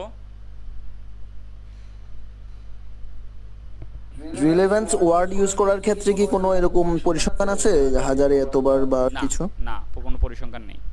তবে স্পেসিফিক ট্যাগ ইউজ করব। স্পেসিফিক কিছু জায়গায় মনে করেন H2 H3 এই সব জায়গায় H2 তো আমরা অনেকবার ইউজ করব, সেখানে আমরা এই যে LSI কিওয়ার্ডগুলো ইউজ করে ফেলবো। হ্যাঁ, আর H2 ট্যাগটা তো মানে কয়েকবার ব্যবহার করার সমস্যা নাই না? না, H2 তো অনেকবার ইউজ করতে পারবেন, কোনো সমস্যা নেই। আর সব সময় H1 একবারই, আপনার হেডিং এ 1 একবারই থাকবে। আচ্ছা ভাইয়া, এলএসআই কিওয়ার্ডের ক্ষেত্রে কি আমি হাই র্যাঙ্কিং কিওয়ার্ডগুলো ইউজ করতে পারবো এলএসআই হিসেবে?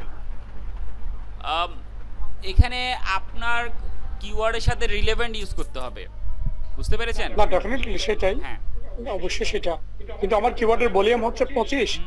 না, কিওয়ার্ডের ভলিউম ওই রিলেটেড আরেকটা কিওয়ার্ডের ভলিউম হচ্ছে আপনার 30-50 বা ওইরকম, এগুলো কি এলএসআই হিসেবে ইউজ করা যাবে? হ্যাঁ পারবেন, কেন পারবেন না? রিলেভেন্ট হলে অবশ্যই পারবেন।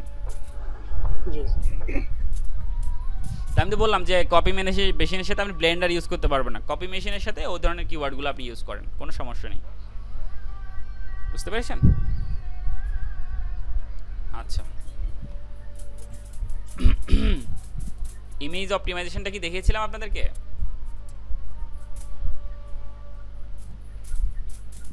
না ভাইয়া। প্রপার্টিসে যাব আমরা, মানে একটা এই জন্য ফার্স্ট অফ অল হচ্ছে আমার ফাইলটা জেপিজি ফরম্যাটে হতে হবে, পিএনজি ফরম্যাটে আমরা এইভাবে অপটিমাইজেশনটা করতে পারবো না। আমরা এখানে ডিটেলসে যাব, ডিটেলসে যাওয়ার পরে দেখেন, আচ্ছা আমার এটা পিএনজি, এটা পিএনজি, এটা জেপিজি ফাইল, জেপিজি ফাইল। আমি প্রপার্টিসে যাব, দেন মনে করেন আমার এটা ছিল ধরেন বেস্ট ব্লেন্ডার, আর ফর স্মুথি বা জুসিং আইসটা যাই হোক লিখলাম। ধরেন আমি এটা আমার কিওয়ার্ড, হ্যাঁ আমি কিওয়ার্ড এটা রিনেম করব। আচ্ছা এটা অলরেডি নেম করা আছে, আমি 2 দিলাম আর কি, সমস্যা নেই। এটা হচ্ছে আমার মেইন ফিচার ইমেজ। হ্যাঁ, এই ফিচার ইমেজের ক্ষেত্রে ধরেন আমি এখানে প্রপার্টিসে যাব, first of all right button click, আমি আবার দেখাচ্ছি, রাইট বাটন ক্লিক করব, প্রপার্টিসে যাব, যাওয়ার পর ডিটেলসে যাব। হ্যাঁ, ডিটেলসে যাওয়ার পরে এখানে আমার মেইন কিওয়ার্ডটা রাখবো। হ্যাঁ, সাবজেক্টটা আমার কিওয়ার্ডটা দিব, আমি রেটিংটা অবশ্যই 5 স্টার করে দেব। তবে ট্যাগের ক্ষেত্রে দেখেন, ট্যাগের ক্ষেত্রে আপনি কিওয়ার্ডটা দিবেন, পাশাপাশি এখানে যত ধরনের এলএসআই থাকে, মনে করেন বেস্ট ব্লেন্ডার, এগুলোকে অফ পেজ এফইউ বলেন না অন পেজ বলেন? এটা ইমেজ অপটিমাইজেশন। আচ্ছা রিভিউ ভাইয়া, ওখানে কি আমরা ওই আমাদের প্রোডাক্টের ইয়াটা ইউজ করতে পারবো, ওই কি বলে ইউআরএলটা? না, ইউআরএল এখানে ইউজ করি, ইউআরএল নিলে আপনার এখানে অ্যাপ্লাই হবে না, এখানে ইউআরএল নিবে না। ইউআরএল এর জন্য একটু লোকাল এসএসএল এর আমরা হাই লেভেলে একটু যেতে হয়, ওটা আমাদের এখানে করতে হবে না। ইমেজ অপটিমাইজেশন আরও অনেক ধাপ আছে, বুঝছেন? তো এখানে আমাদের ওটা আর করতে হবে না, ঠিক আছে? আচ্ছা দেখেন, এখানে আপনার যত এলএসআই আছে, অর্থাৎ আপনার ওই কিওয়ার্ড রিলেটেড, দেখেন আমি এখানে বেস্ট ব্লেন্ডারের সাথে রিভিউ অ্যাড করে একটা এলএসআই করেছি, বেস্ট ব্লেন্ডার 2021 লিখে একটা এলএসআই করেছি। তো আপনি যত ধরনের এলএসআই পাবেন, সব এলএসআইগুলো আপনি এখানে ট্যাগে অ্যাড করে দেবেন, ঠিক আছে? আচ্ছা, ফার্স্ট অফ অল দেন আসেন কমেন্টে। কমেন্টে আপনি এখানে ওই যে আপনার কিওয়ার্ডটাই দিয়ে দিলেন, ঠিক আছে? দেন এখানে অথর আসেন, অথরে আপনার ওয়েবসাইটের নামটা দিয়ে দিবেন। মনে করেন আমি যদি বি স্কিল দিয়ে দিলাম, ঠিক আছে, যেটাই হোক। দেন হচ্ছে কপিরাইট, কপিরাইটেও আপনি বি স্কিল দিয়ে দিলেন, মানে অথবা আপনার ডোমেইন নেমটা দিয়ে দিবেন। হ্যাঁ, তো এটা আপনার ম্যানুয়ালি ভালো একটা ইমেজ অপটিমাইজেশন হয়ে গেল। আর যদি আপনার এটা হচ্ছে দেখেন, এই জিনিসটা শুধু আপনি যে অ্যাফিলিয়েট সাইটের জন্য করবেন তা না, কিন্তু আপনি একটা ফেসবুকের ছবি দিচ্ছেন, ওখানে আপনি এইভাবে এগুলো ইমপ্লিমেন্ট করে দেবেন। যেখানেই ছবি দেন না কেন, ইমেজের ভিতরে এই অপটিমাইজেশনটা আপনি অবশ্যই করবেন। আর যখন একটা ইউটিউবে ভিডিও আপলোড করতেছেন, এগুলো কিন্তু সোশ্যাল মিডিয়ার অ্যাক্টিভিটি, তখনও কিন্তু ভিডিওটা অপটিমাইজড করে ছাড়বেন।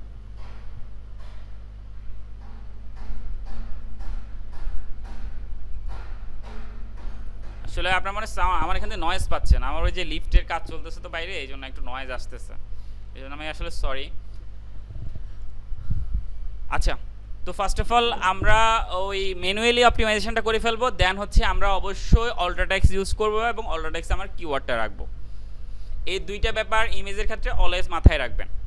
আর ফিচার ইমেজটা অলওয়েজ অ্যাড করবেন। ফিচার ইমেজ অ্যাড না করলে কিন্তু আপনার ফিচার ইমেজ আসবে না, ফিচার ইমেজের জায়গায় ফিচার ইমেজটা খালি থাকবে। আমরা যখন কম্পিউটার অ্যানালাইসিস করতেছিলাম তখন কিন্তু আপনাদের মনে আছে হয়তো বা যে আমরা কিন্তু ফিচার ইমেজের আমরা ইন্সপেক্টে গিয়ে কিন্তু ফিচার ইমেজটা পাচ্ছিলাম না। হ্যাঁ, আপনার ফিচার ইমেজটা অ্যাড করে দেবেন। আর ফিচার ইমেজে অলওয়েজ অল্ট্রাটেক্সে আপনার এক্স্যাক্ট যে কিওয়ার্ডটা থাকবে সেটা ইউজ করবেন। অন্য অন্য ইয়ার মধ্যে আপনার প্রোডাক্ট ইউজ করতে পারেন, এলএসআই ইউজ করতে পারেন। ইমেজের ক্ষেত্রে বলছি প্রোডাক্টটা প্রথমে রাখবেন, যদি প্রোডাক্ট ওই ধরনের না হয় অবশ্যই এলএসআই ইউজ করবেন। আর এক্স্যাক্ট ম্যাচ কিওয়ার্ড অল্ট্রাটেক্সে মাত্র এক জায়গায় রাখবেন, সেটা হচ্ছে ফিচার ইমেজ। ওকে, এই ব্যাপারটা খুবই ইম্পর্টেন্ট। আমরা হচ্ছে সোশ্যাল শেয়ারিং বাটনটা আমরা যখন কম্পিটিটরে অ্যানালাইসিস করছিলাম তখন কিন্তু আমরা দেখছিলাম যে আসলে সোশ্যাল শেয়ারিং বাটনটা আমাদের অ্যাড করতে হয়। তো সোশ্যাল শেয়ারিং বাটনটা কীভাবে অ্যাড করবেন, এখানে আমি কয়েকটা প্লাগইনস বলেছি, যেমন সোশ্যাল ওয়ারফেয়ার আছে, আপনার হচ্ছে সাসি সোশ্যাল আছে, সাসি সোশ্যাল শেয়ার হচ্ছে, আর হচ্ছে জ্যাট প্যাক, এটা হচ্ছে ওয়ার্ডপ্রেসের নিজের, কিন্তু এটা হচ্ছে আপনি লোকাল হোস্টে কাজ করতে পারবেন না। আচ্ছা, আমি এটা দিয়ে আপনাদেরকে একটু দেখাই। আমি প্লাগইনসে যাচ্ছি, অ্যাড নিউতে যাচ্ছি,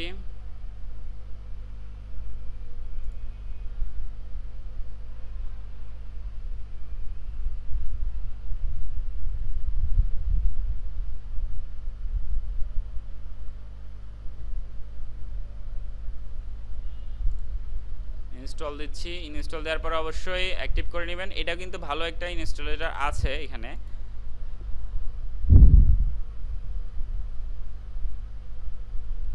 তো এখানে হচ্ছে আমি আগে যেটা করতাম সোশ্যাল ওয়ারফেয়ারটা ইউজ করতাম, কিন্তু ওরা এখন প্রো করে ফেলেছে, আমি ওটা দিয়ে এখন করতে পারি না। তো আপনাদেরকে এই জন্য এইটাই দেখাচ্ছি। তো মোটামুটি এখানে কাস্টমাইজেশনের ভালো একটা অপশন পেয়ে যাবেন। আমি অ্যাক্টিভ করে নিচ্ছি।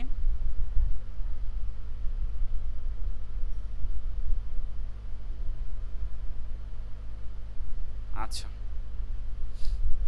ওকে, আমি যদি আমার সাইটটা এখন ভিজিট করি, আমার social share button already add হয়ে গিয়েছে। তো আমি এতগুলো তো রাখবো না, বা এখানে আমি ওয়ার্ডটা স্প্রেড দ্য লাভ ওরা একটা টাইটেল দিয়েছে, এগুলো আমরা চেঞ্জ করতে হবে। তো এগুলো আমরা আমাদের মতো দিব। আমরা হচ্ছে এখান থেকে সেটিংসে যাচ্ছি, প্লাগইনসের সেটিংসে যাচ্ছি। সেটিংস যাওয়ার পর এখানে আমরা অনেক অপশন পেয়ে যাব। তো এগুলো আপনারা অ্যানালাইসিস করবেন। ধরেন আমি শেপটা রাউন্ড রাখতে চাই, স্কোয়ার রাখতে চাই, রেক্ট্যাঙ্গেল রাখতে চাই, যেটা ইচ্ছা আমি রাখতে চাই, বা এটা ডাইমেনশন মানে রাউন্ড রাখবো, আমি ডাইমেনশনটা আমি একটু বড় করে দিই। হ্যাঁ, আপাতত আমি দেখানোর জন্য, এত বড় তো আমরা ইউজ করবো না, আমি একটু ছোটোই রাখবো। তো ধরেন আমি এখানে সেভ চেঞ্জেস দিয়ে দিচ্ছি, এখানে এসে একটু রিলোড দিই, দেখেন আমার ডাইমেনশনগুলো অনেক বড় হয়ে গিয়েছে। হ্যাঁ, তো আপনি এখান থেকে সব কিছু কাস্টমাইজেশন করতে পারেন নিজেদের মতো। আমি স্কোয়ার দিয়ে আপডেট করে দিচ্ছি। দেখেন স্কোয়ার আপনারা এই ধরনের শেপ পেয়ে যাবেন। আর হচ্ছে ওখান থেকে একটা ডিলিট করে দেখেন। হ্যাঁ, অবশ্যই ডিলিট, আমি আসতেছি, আপনাদের আর কিছু অপশন দেখাই। আমরা তো এতগুলো রাখবো না, দেখেন এইগুলো কি আমরা রাখবো, আমরা হাইস্ট এখানে এই ইয়াটা রাখবো, রেডিট রাখতে পারেন, আমরা এই কয়েকটা রাখবো না, যেটা ইচ্ছা আপনারা রাখতে পারেন। আচ্ছা, পজিশনটাও এখানে আপনার পজিশনটা সেট করে লিংক অ্যাড করে আসছি, লিংক অ্যাড করে আসছি। লিংক হচ্ছে আপনারা হচ্ছে ইউএসটি দেখিয়েছি না, ইউএসটি তো আপনারা লিংকটা ইমপ্লিমেন্ট করতে পারবেন। ইউএসটি সোশ্যাল শেয়ারিং বাটনের ওখানে লিংক ইমপ্লিমেন্ট করা ছিল না, এই যে এখানে টাইটেলটা চেঞ্জ করতে পারবেন, স্প্রেড দ্য লাভ, এখানে এটা চেঞ্জ করবেন আপনারা। আচ্ছা, এখানে আসার পরে দেখেন আমরা এখানে অপশন পেয়ে যাব। ধরেন আমি লিঙ্কডইন রাখবো, রেডিট রাখবো না, পিন্টারেস্ট থাক আমার, হোয়াটসঅ্যাপ রাখবো না, আমি রাখবো না, দেন হচ্ছে এটা আমি সেভ চেঞ্জেস করে দিচ্ছি। ওকে, তাহলে আপনি এই যে কয়েকটা রাখতে যাচ্ছেন এগুলো আপনি এখান থেকে কাস্টমাইজ করে নিতে পারবেন। দেন ধরেন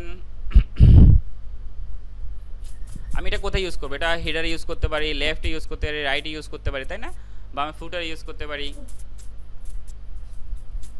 তো আপনারা এখানে আসেন,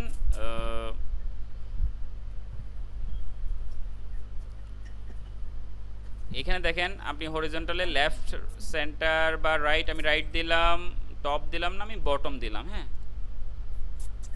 ওকে, পোস্টে দেখাবে, পেজে দেখাবে। আচ্ছা, এনাবেল মোর আইকন আমি না রাখি, সেভ চেঞ্জেস দিলাম। দেওয়ার পরে দেখি আমার এখন কোথায় দেখায়। এই যে দেখে আমার বটমে রাইটে দেখাচ্ছে, এখানে মোর একটা অপশন ছিল সেটাও দেখাচ্ছে না। তো পারবেন না আপনারা এটা সেট করতে?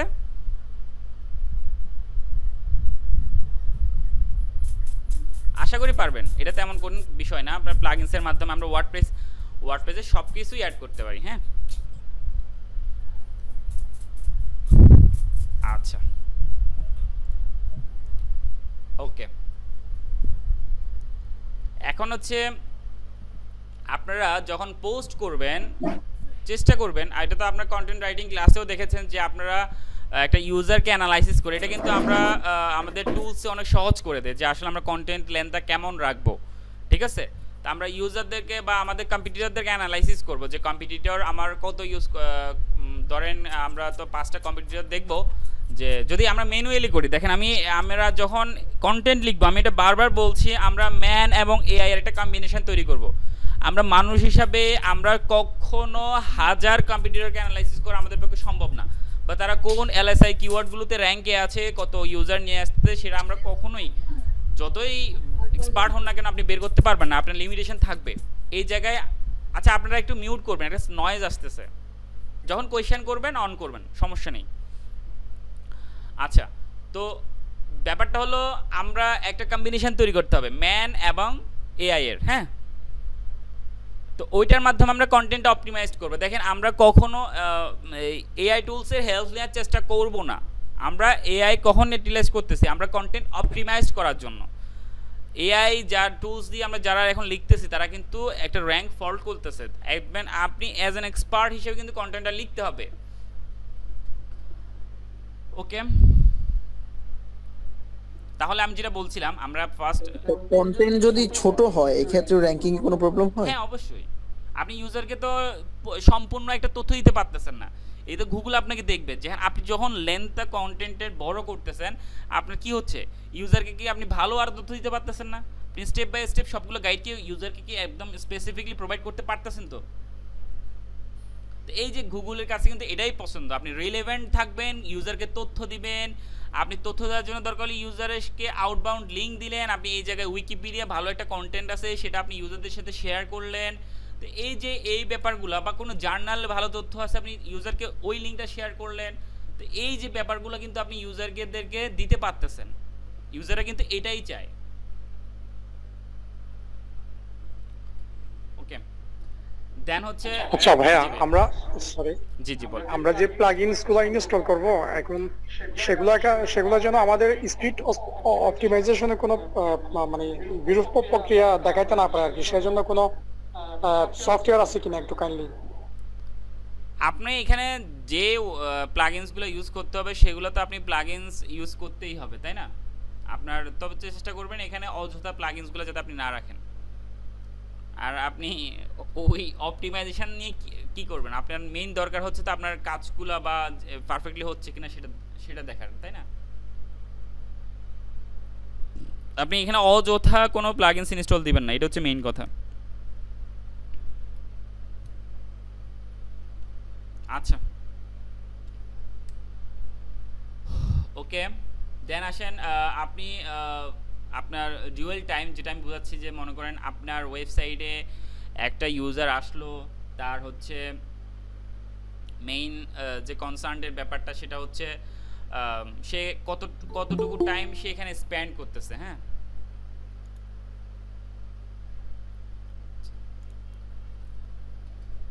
তো গুগল কিন্তু এই জিনিসটা খুব ভালো করে সে দেখে যে আপনার আসলে ইউজার আসলো, তারা কোথায় যাচ্ছে, বা আপনার ওয়েবসাইটে কতক্ষণ স্টে করতেছে, বা আপনার কন্টেন্টটা কোয়ালিটি ফুল কিনা। তো এই ব্যাপারগুলা গুগল দেখে। তো গুগল সবসময় চেষ্টা করে যে আপনার ইউজাররা কত বেশি টাইম স্পেন্ড করতেছে আপনার ওয়েবসাইটে।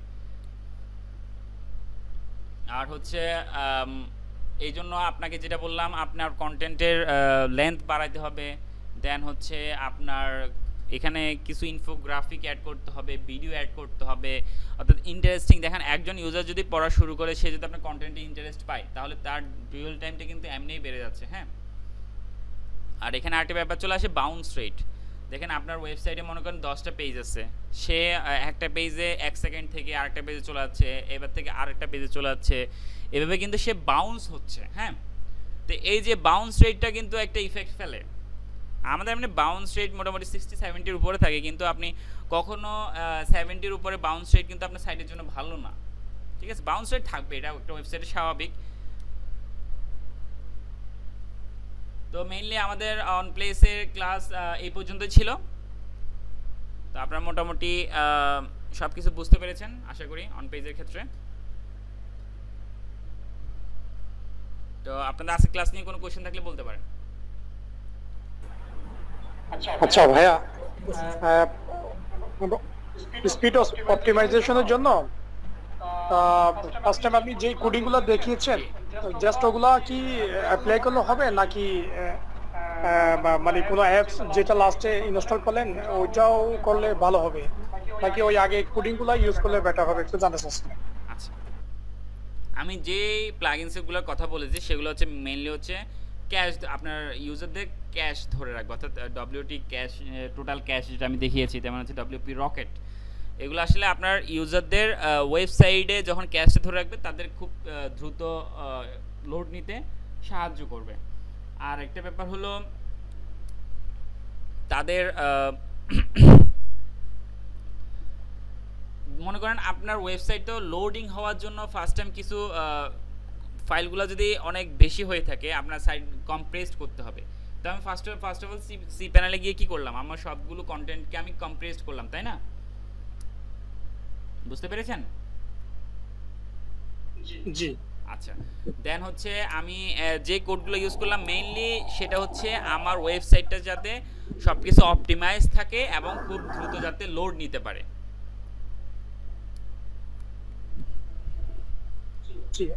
আমি বলছি হ্যাঁ ওইটাই, শুধু ওগুলা ইউজ করলে হবে কিনা একটু?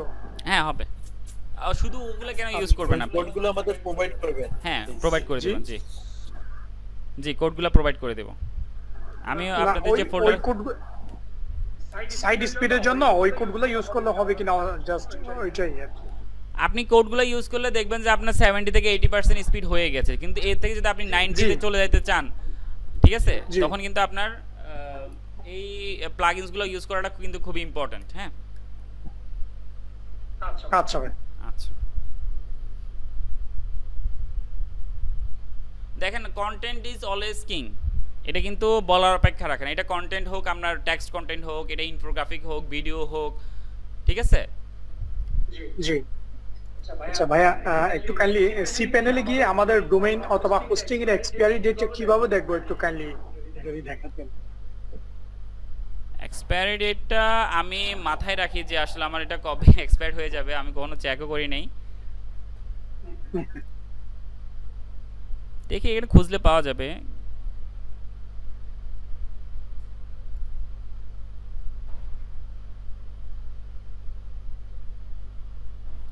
আর আমি তো মেইলে নোটিফিকেশন তো পাই অলরেডি।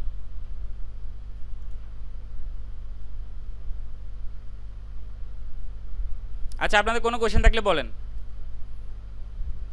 এক্সপায়ার ডেটটা আমি কখনো এভাবে খোঁজার চেষ্টাও করি নাই, আমি হচ্ছে মাথায় রাখি যে আমার এই টাইমে হয়ে যাবে, আমাকে আপডেট করতে হবে।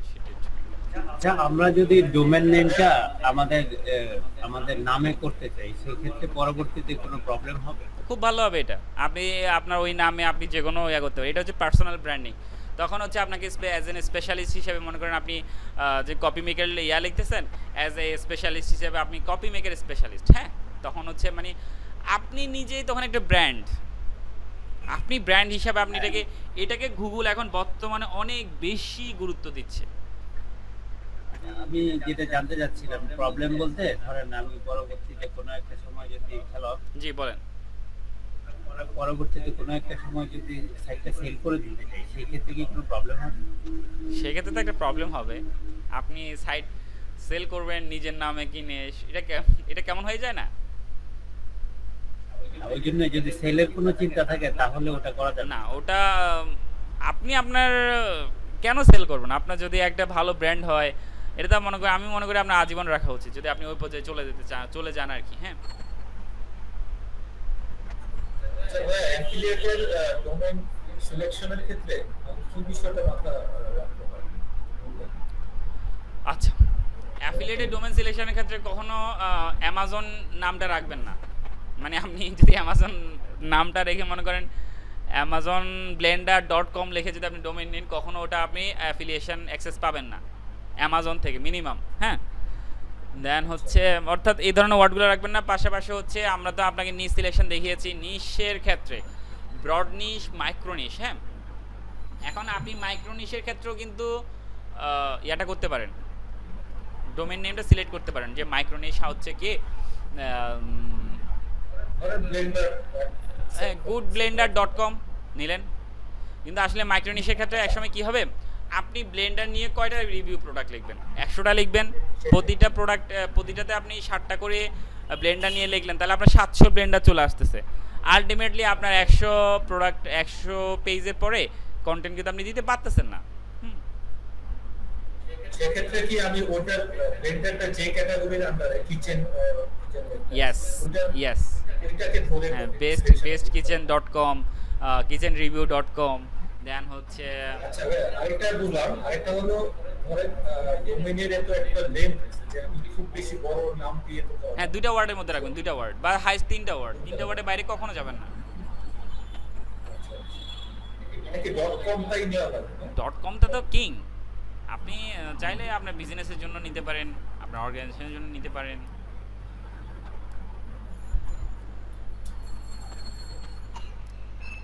ডোমেইন কিং বললে তো আমরা, ডোমেইন এক্সটেনশন কিং বললে তো আমরা এটাই বুঝি।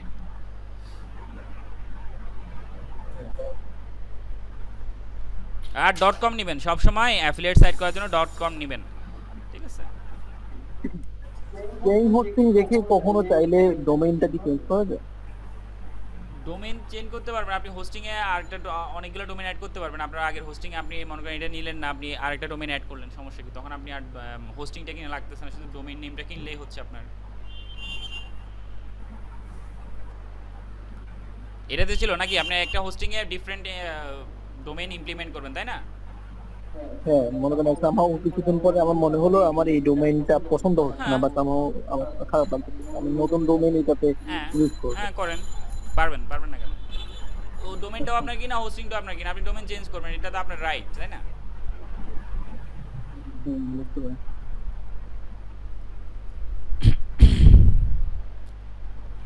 তো আমরা আসলে এই যত ক্লাস আগাচ্ছে আমরা কিন্তু আস্তে আস্তে অনেক কিছু শিখতেছি, জানতেছি। এখন আপনাদের একটা জায়গায় প্রবলেম আমি বুঝতেছি আসলে, কিন্তু আসলে এটা আপনাদেরই ওভারকাম করতে হবে। আপনারা ভাবতেছেন যে আসলে আমরা এই যে কন্টেন্টগুলো কীভাবে লিখবো, আপনাদের শুরুতে যে কোশ্চেনগুলো আমি ফেস করলাম আর কি, যে আসলে এই যে our image masking service helps your business in the world, এই ধরনের কিছু ম্যাজিক সেন্টেন্স যেগুলো হচ্ছে আপনি ইউজারকে 3 সেকেন্ড 4 সেকেন্ডের মধ্যে অ্যাট্রাক্ট করবে, তাই না? তো এগুলো আসলে একদিনে হয় না, বুঝছেন? এগুলোর জন্য আপনাকে রিসার্চ করতে হবে প্রচুর। আপনি একটা কন্টেন্ট 3000 কন্টেন্ট লিখবেন, আপনি কি একদিনে লিখে ফেলবেন? এটা কি কখনো সম্ভব? একজন high class expert content writer কখনো একদিনে একটা কন্টেন্ট লিখতে পারে না। তাকে রিসার্চ করতে 1-1.5 দিন টাইম নিতে হয়, মিনিমাম 2 দিন টাইম নিতে হয় তাকে। বুঝতে পেরেছেন? আপনারা তো এখনও বিগিনিং লেভেলে কন্টেন্ট রাইটিং, আপনারা হচ্ছেন আপনারা একটা কন্টেন্ট রিসার্চ করেন 5 দিন ধরে, এটা লিখবেন আরও 3 দিন ধরে। এই যে 5 দিনে আপনি বসে বসে সবগুলাই কম্পিউটার তারা কি করতেছে, তারা কি কি সার্ভিস প্রোভাইড করে, তো আমাদের জানা উচিত ব্যাপারগুলো। আপনারা রিসার্চ করবেন 1 সপ্তাহ ধরে। একজন ভালো এক্সপার্ট কন্টেন্ট রাইটারও সে 2 দিন ধরে রিসার্চ করে, 3-4 দিন আসে সে কন্টেন্টটা লিখে। তো আপনাদেরকে এই যে স্ট্র্যাটেজিগুলো বুঝতে হবে। জি, অ্যাফিলিয়েট ব্লগিং এর ক্ষেত্রে অ্যাফিলিয়েট সাইট তো ভালো ইন্টারনেটে রিসোর্সের কোনো ভালো ব্লগ সাইট আছে যেটা থেকে আমরা নলেজ পেতে পারি, আপডেটেড বা নিজেকে আপডেট রাখতে পারি জন্য করে? সার্চ ইঞ্জিন জার্নাল খুবই ভালো, মানে আপনি এসইও রিলেটেড এসইও মানে স্পেশালি অ্যাফিলিয়েট বলতেছি, বা এসইও হলো যেটা থেকে সার্চ ইঞ্জিন জার্নাল খুব ভালো। এখানে আপনি সবই আপডেট পাবেন এবং এখানে মার্কেটে এখন বর্তমানে কি চলতেছে সার্চ ইঞ্জিন জার্নাল লিখে সার্চ দেন, ঠিক আছে। আরও অনেক ধরনের ইয়ে আছে, এগুলো আপনারা আস্তে আস্তে আরও জানতে পারবেন আমরা যখন রিসোর্সের আরও কিছু ক্লাস হবে। তবে search engine journal search engine journal আমি সার্চ ইঞ্জিন জার্নালের ব্লগগুলো পড়ি, আমার ভালো লাগে। সার্চ ইঞ্জিন জার্নাল যান, ওটা গেলে ভালো পাবে। আচ্ছা ভাই, আমরা যখন একটা ওয়েবসাইট ক্রিয়েট করব আমাদের তো অবশ্যই সোশ্যাল মিডিয়ার পেজগুলোতে অবশ্যই লাগবে। অবশ্যই, হ্যাঁ। ধরেন আমি alibaba.com একটা ওয়েবসাইট তৈরি করলাম, আমি কি ফেসবুকে alibaba.com দিয়েই নামটা সিলেক্ট করে পেজ খুলবো নাকি শুধু আলিবাবা দিয়েই খুলবো, কোনটা হলে বেটার হয়? আপনি ফার্স্ট অফ অল আলিবাবা দিয়ে ওয়েবসাইট কেন নেবেন? আপনি মানে একটু বোঝার জন্য বলছি আর কি। আমি ঠিক আছে, ধরেন আপনি আমার কথা বলতে বলতে আপনি আলিবাবা নিয়ে আলিবাবা লেখা কোনো একটা ডোমেইন নিয়ে নিলেন, তখন কিন্তু আপনি আলিবাবা থেকে কখনো অ্যাক্সেসটা পাবেন না অ্যাফিলিয়েশন করার জন্য। না সেটা বলি না। ধরেন আমি নিলাম আচ্ছা কি নিব একটা ডোমেইন নাম আমি ক্যাটসে নিলাম, আমি cats.com আমি আপনার নাম দিয়ে আপনি আপনার নাম দিয়ে আপনি ডোমেইনটা বলেন, আপনি নিজেই বলবেন আপনার নাম দিয়ে আপনি ডোমেইনটা বলেন তো কি বলবেন? আচ্ছা আমার নাম হচ্ছে almahmud.com। এখন আপনি পেজটা কিভাবে খুলবেন? জি সেটা আমি কি almahmud.com নামেই পুরো দেখেন আল মাহমুদ ওয়ার্ল্ড এটা একটা পেজের নাম হতে পারে না? ঠিক আছে, কিচেন উইথ আল মাহমুদ এটা হতে পারে না? Kitchen product with Al Mahmud বা এই ধরনের কিছু একটা রিলেটেড হতে পারে না? মানে এইখানে যে আপনার ডোমেইনের সাথে রিলেভেন্টই থাকতে হবে। আপনি যে এখানে একদম .com নিয়ে নামটা লিখবেন তা তো না, আপনি সবসময় চেষ্টা করবেন আপনার নামটা যদি ইউনিক হয়। এখানে আপনারা চাইলে আমি কোথায় দেখাবো, বিজনেস নেম জেনারেটর নামে একটা ইয়ে আছে, আপনি রিলেভেন্ট যে কোনো একটা নাম খুঁজেন, বিজনেস নেম জেনারেটর। ধরেন আমি এটাতে গেলাম, ধরেন আমার ডিজিটাল মার্কেটিং নিয়ে কোন একটা পেজ বা কিছু একটা খুঁজবো, মনে করেন আমি এখানে স্টার্ট লিখে সার্চ দিলাম, এখানে আপনি ইউনিক হাজার নাম পেয়ে যাবেন। এমন ওয়ার্ড পাবেন যারা কিন্তু অনেকে শুনেও নাই। মনে করেন আমি এখানে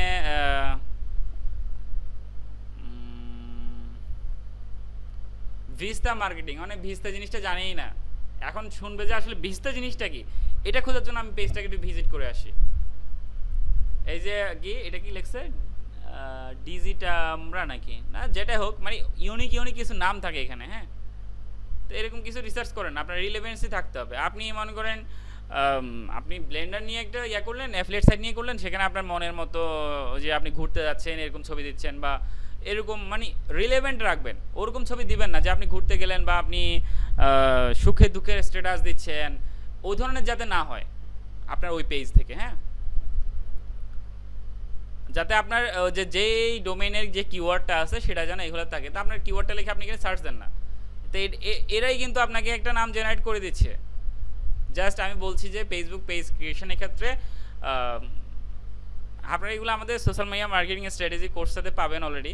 মানে এই একটা ইউনিকনেস তৈরি করবেন আর কি। হ্যাঁ, মেইন কথা হচ্ছে এটাই, একটা ইউনিকনেস রাখা।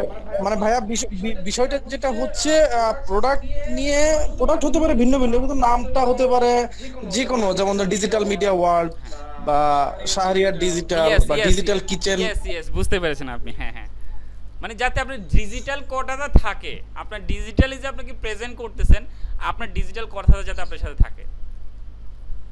বুঝতে পেরেছি, যে স্মার্ট কিচেন বা হ্যাঁ, বুঝতে পেরেছেন, মানে যেটা বর্তমান সময়ের সাথে যায় আর কি। ইয়েস, এই যে নিজেকে তো আপডেটেড রাখতে হবে, তাই না? এটা আর কি। জি।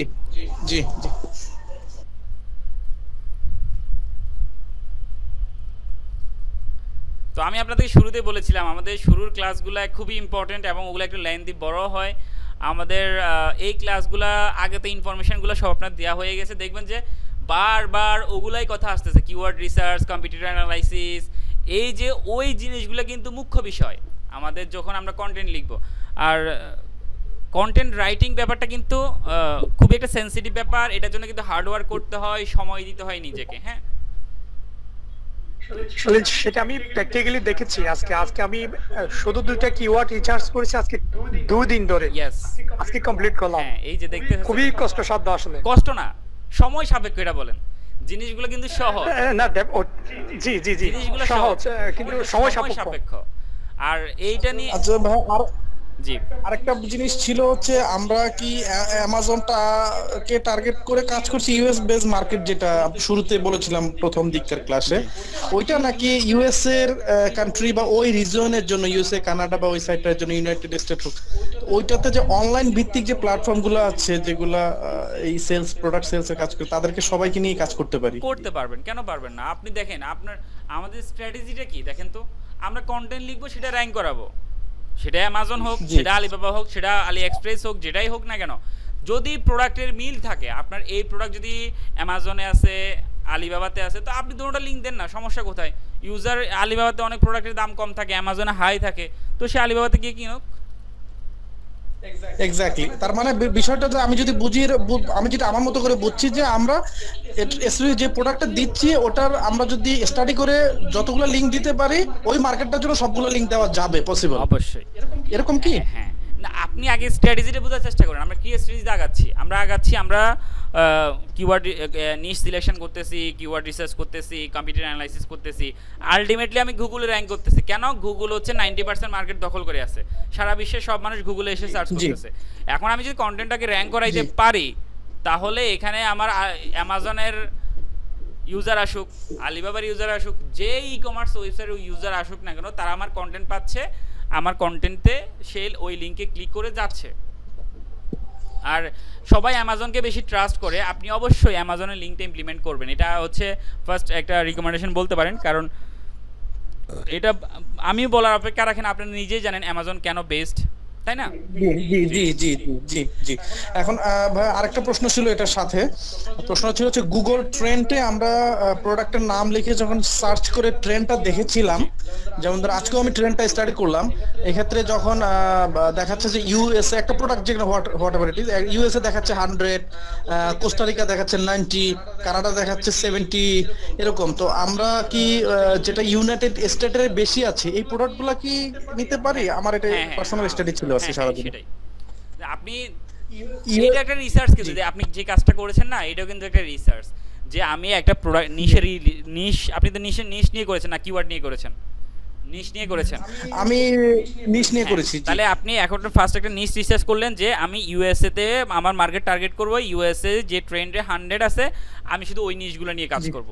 বা ইউএসএ 80 আছে, 90 আছে, আমি ওই ধরনের 18 নিচে আমি নিশের যে স্কোরগুলো আছে এর নিচে আমি যাব না। এটা যে আপনার একটা নিশ রিসার্চ, কিন্তু এটা আপনি নিশ রিসার্চ করেছেন যে এই নিশগুলো আমার ইউএসএ ডিমান্ডেবল, এগুলো নিয়ে আমি কাজ করব, এগুলো নিয়ে আমি আগামী 4-5 বছর আমি এই কিওয়ার্ডগুলো, মানে এই নিশগুলো নিয়ে কিওয়ার্ড ইমপ্লিমেন্টেশন আমার ওয়েবসাইটে করব। এই যে আপনার একটা কিন্তু অ্যাসেট তৈরি হচ্ছে। জি। তো ভাই যেটা দেখলাম আর কি, ওয়ার্ল্ড ওয়াইড দিলে মোটামুটি সব মার্কেটটাই, শুধু ইউএসএ না, টোটাল মার্কেট। তো আমরা তো বেসটা আমাদের ইউএসএ মার্কেট, আমি যদি ভুল না বুঝি, আমরা এই কোর্সটা করছি ওটাকে টার্গেট ইউএসএ মার্কেটের জন্য। না, ইউএসএ দেখেন, আপনি অ্যাসোসিয়েট অ্যাকাউন্ট যখন তৈরি করবেন, এই অ্যাসোসিয়েট অ্যাকাউন্টে ইউএসএ ট্রাফিকটা বেশিই পাবেন, কারণ ইউএসএ এই ট্রেন্ডটা বেশি যে ওরা এখান থেকে কিনে। তবে আপনি আস্তে আস্তে ইউকেরও অ্যাসোসিয়েট নিয়ে নেবেন, অস্ট্রেলিয়ার অ্যাসোসিয়েট নিয়ে নেবেন, কানাডার, এই 4টা কান্ট্রি অবশ্যই নেবেন। First of all USA, UK, Australia, Canada, এই 4টা থেকে হিউজ পরিমাণ ট্রাফিক পাবেন। হ্যাঁ জি জি। আরেকটা জিনিস, শেষ প্রশ্ন যেটা আমার, এটা ছিল হচ্ছে আমরা গুগল ট্রেন্ডে যে আমরা এই প্রোডাক্টের এটা আছে, এই গুগল ট্রেন্ড ছাড়া কি অন্য কিছু আছে যেটাতে আমাদেরকে আরো অ্যাকুরেসিটা বেশি পাওয়া যাবে, এরকম কোনো কিছু আছে? এটা আপনি পেইড টুলস ইউজ করতে পারেন। পেইড টুলসে আপনি ওখান থেকে ভালো একটা অ্যানালাইসিস পেয়ে যাবেন, যেগুলো আমি পেইড টুলস দেখিয়েছি ওগুলো ভালো। তবে যেহেতু আমরা গুগলকে নিয়ে কাজ করছি, এইজন্য আমি গুগল ট্রেন্ডসের উপর বেশি আস্থা রাখি আর কি। মানে গুগল ট্রেন্ডস আমাদের মানে হতাশ করবে না আশা করি, এখন পর্যন্ত যে প্রোডাক্টগুলো আমরা পাবো। কখন বলা যাবে? মনে করেন এই যে কিওয়ার্ড প্ল্যানার আগে কি ছিল, ফ্রিতে আমরা অ্যাকুরেট কিওয়ার্ড সার্চ ভলিউমটা পেতাম, ফ্রিতে আমরা করেছিলাম, সার্চ ভলিউম পেতাম। এখন কি ফ্রিতে আমাদের অ্যাকুরেট সার্চ ভলিউম দেয়? সে আমাকে দিয়ে যে 50 থেকে 100 কিওয়ার্ড, তো আমি এখানে 50 ধরবো না 99 ধরবো। তো এটা আসলে কখন এটা ফ্রি হয়ে যাবে প্রো হয়ে, তখন কিন্তু আমরা আরেকটা উপায় বের করে ফেলবো। আমরা আসলে মানুষরা এরকম যে আমরা কিছু না কিছু একটা বের করে ফেলি, মানে নতুন কিছু আসতে সময় লাগে না, বর্তমান টেকনোলজিটা এটাই। আমরাও মানুষরাও কিন্তু আপডেট হয়ে যাচ্ছি, প্রযুক্তি আপডেট হচ্ছে, আমরা প্রযুক্তির সাথে তাল মিলাই চলতেছি, বা আমরা তো প্রযুক্তি আসলে আমাদের দ্বারা ইনভেন্টেড, আবার আমরা ওগুলোতে অ্যাডজাস্টও করতেছি। জি তো ঠিক আছে, থ্যাংক ইউ, এটাই ছিল। জি আপনাকে ধন্যবাদ।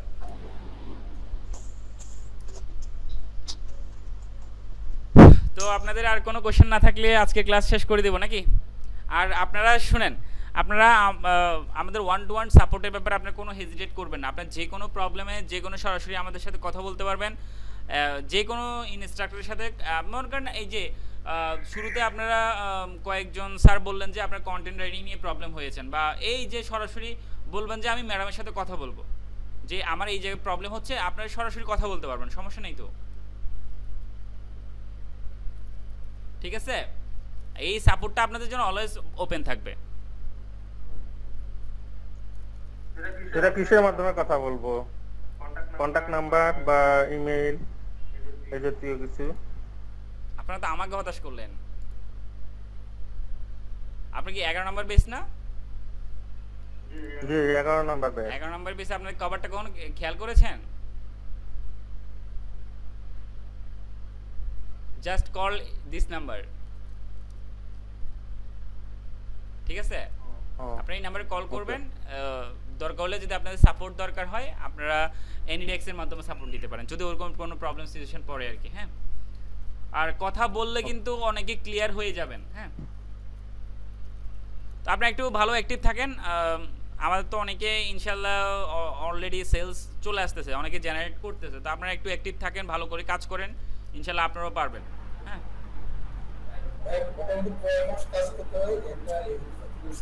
জি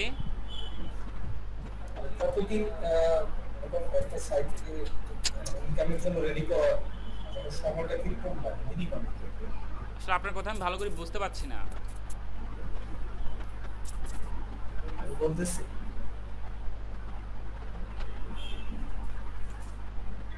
আমাদেরকে কি দুই একটা एग्जांपल দেখানো যায়? কোন ধরনের एग्जांपल? মানে আমরা যারা একটু ইনকাম শুরু করে দিছি, একটু एग्जांपल দুই একটা দেখানো যায়? আমাদের ওয়েবসাইট লিংকটা কি একটু দেখানো যায়, আমরা দেখতাম। না স্যার আমাদেরকে কি অ্যামাজন অ্যাফিলিয়েট মার্কেটিং হাতে কলমে দেখানো যায়? আপনাদের সাইট তো আমি একটা সাইট দেখাই আমার, তাও আমি ওই সাইটে কাজ করছি না এই জন্য দেখাচ্ছি, কিন্তু আপনাদেরকে তো মানে হচ্ছে অ্যাফিলিয়েট সাইটে যেটা হচ্ছে আমাদের ধরেন আমরা ভাইকেও আমাদের সাইটের লিঙ্কটা দিই না। হ্যাঁ, তো আমি এখানে একটা দেখাই যে উনার একটা রিকমেন্ডেশন, এটা কত সেপ্টেম্বর 4, উনার একটা অলরেডি উনি একটা কমিশন পেয়ে গেছে। যাই হোক, যেটা হোক ফার্স্ট ইনকাম খুবই ইম্পর্টেন্ট। হ্যাঁ, তো আপনাদেরকে দেখালাম আর কি। আপনারা এত ইয়া করতে হবে না, আপনারা নিজেরা যে চেষ্টা করেন নিজেরা ইনকাম করতে পারবেন, ঠিক আছে? সবাই ইনকাম করছে, যারা এই ফিল্ডে মোটামুটি এক্সপার্ট বা এক্সপার্ট না, মানে এক্সপার্ট হওয়ার চেষ্টা করতেছে। এক্সপার্ট হওয়ার চেষ্টা করলে আপনি এক্সপার্ট হবেন, ঠিক আছে? যদি শুরুর ক্লাসে মনে করেন আপনি 3-4টা কিওয়ার্ড রিসার্চ করে ফেললেন বা এগুলো নিয়ে কাজ করলেন, আপনি কিন্তু ওই ধরনের অ্যাফিলিয়েশনগুলো শুরু করে দিতে পারেন। হ্যাঁ, আমাদের ইন্সপিরেশনের জন্য আপনার एग्जांपल দেখানোর প্রয়োজন নাই। মানে আমাদের এই যে 11তম ব্যাচ চলতেছে, এদের মধ্যে মানে কি রকম ইনকাম হচ্ছে, বা ধরেন আপনার এক্সপেরিয়েন্স থেকে আপনারা কেমন ইনকাম করছেন, যদি কিছু বলতেন, ইন্সপিরেশনটা কাজ করতে আর কি। আপনি একটা সাইট থেকে যদি ভালোভাবে কাজ করেন, আপনি $1000 নিয়ে আসতে পারবেন 1 বছরের মধ্যে। চেষ্টা করেন, এটাই বললাম আপনাকে, আপনি পারবেন $1000 নিয়ে আসতে। আর যদি মানে ওটুকু ইফোর্ট দিতে না পারেন, যদি একটা মিনিমাম লেভেলে ইফোর্টও দেন, আপনি $500 আসবে 1 বছরে। ভালো লাগলো, খুব ইন্সপায়ার্ড হলাম। ভাই 1 বছরে $1000? মানে আপনি 3 মাসে গুগলকে আপনি র্যাঙ্ক করবে, গুগল 3 মাসে আপনাকে অবজার্ভ করবে, তো 6 মাসের ভিতরে আপনি 100 থেকে $500 নিয়ে আসতে পারবেন। আমি বললাম যে এটা অ্যাফিলিয়েট সাইটে কিন্তু সবসময় মানে গ্রাফটা কিন্তু আপওয়ার্ড থাকে, হ্যাঁ। তো আমি যেটা বললাম যে 1 বছর পর থেকে আপনি $1000 একটা লেভেল মার্জিন মেইনটেইন করতে পারবেন। মানে আপনি এটা মান্থলি বলছি আমি। আচ্ছা আমি আবার ক্লিয়ার করি, আপনি আসলে বুঝতে পারেননি মনে হয়।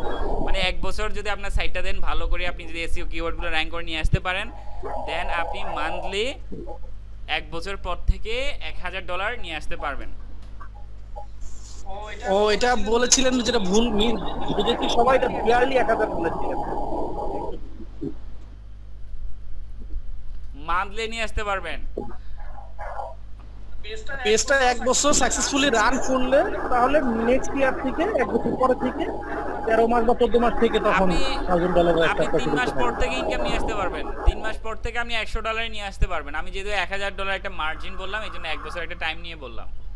আপনি 3 মাস পর থেকে আপনার $50 $100 আসবেই, এটা স্বাভাবিক। আচ্ছা এই সাইটটা আমরা যদি মনে করি যে 1 বছর পরে আমাদের সেরকম আসছে না, $500 $200 যেটা হোক না, সাইট দাঁড়াই গেছে, মানে একটা মানে গোছানো সাইট হয়েছে কিন্তু ইনকাম আসছে না, আমরা কি চাইলে এই সাইটটা বিক্রি করে দিতে পারবো? হ্যাঁ দিতে পারেন, তবে আপনি এই অ্যাসেটটা সহজে বিক্রি করবেন কেন? আর টাইম হোক, টাইম হলে আর ডিমান্ড বাড়বে। আর হচ্ছে জি না দেখি বেচা কেনা হয় দেখি এগুলার, এই জন্য বললাম আর কি। বেচা কেনা তো হয়। আর হচ্ছে আপনার কিছু যদি আউটরিচ বা আমরা ব্লগ গেস্ট পোস্টিং যে ব্যাকলিংগুলো আছে, ওই ব্যাকলিংগুলো যদি আপনি নিয়ে আসতে পারেন তাহলে খুব সহজে কিন্তু আপনারা এখান থেকে সাকসেস হতে পারবেন।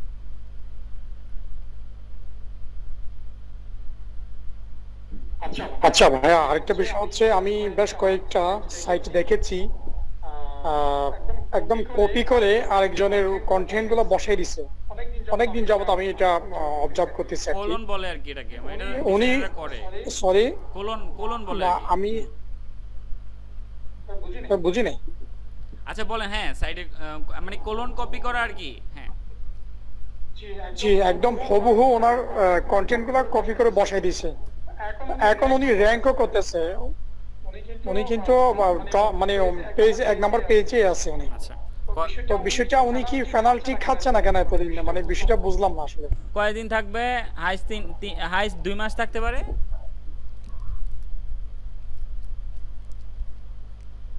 যার সাইট কলন কপি করছে তাকে কি গুগলে ইন্ডেক্স করা আছে কি? ইন্ডেক্স করা না থাকলে তো আর আপনার র‍্যাঙ্কিং পেতো না। ইন্ডেক্স করা আছে বিধায় তো র‍্যাঙ্কিং আসতেছে মনে হয়। যাকে কপি করেছে হ্যাঁ অবশ্যই, হ্যাঁ ওইটাও ইন্ডেক্স করা, ওইটা 1 নাম্বার পজিশনে। আর এগুলো হচ্ছে আপনার 3 4 5 এরকম। আচ্ছা ওটা বেশি থাকবে না, 2 মাস থাকবে হাইস্ট, 2 মাস থাকবে। এটা হচ্ছে ব্ল্যাক হেড এসইও বলা হয় আর কি, বুঝছেন? মনে করেন এর একটা एग्जांपल আপনাকে বলি। মনে করেন দুবাইয়ে মনে করেন ফুটবল খেলা হচ্ছে, হ্যাঁ। তো আপনার হাতে 1 মাস সময়, এই 1 মাস ওয়ার্ল্ড কাপ 1 মাস চলাকালীন আপনি কি করবেন? এই 1 মাসে আপনি একটা সাইট র‍্যাঙ্ক করাবেন। এই সাইটে এইখান থেকে আপনি মনে করেন আপনি এরোপ্লেনের টিকিট বিক্রি করবেন, হ্যাঁ। এই 1 মাসে আপনি র‍্যাঙ্ক করাবেন, এই 1 মাসে আপনি হুলস্থুল বিজনেস করবেন, এই 1 মাস পরে আপনার সাইটটার দরকার নেই। কারণ গুগল এমন তাকে পেনাল্টি দিবে, সে আর দাঁড়াইতেও পারবে না, হ্যাঁ। এই ধরনের আর কি। অনেক আচ্ছা ভাই অনেক কিছু অনেক ব্যাপার আছে ব্ল্যাক হেড এসইওর ক্ষেত্রে, হ্যাঁ। হোয়াইট হেড এসইও যেটা বলে সেটা তো মেবি ভালো। আমরা যেটা শিখতেছি এটা হোয়াইট হেড এসইও। জি জি জি সেটা তো অবশ্যই ভালো।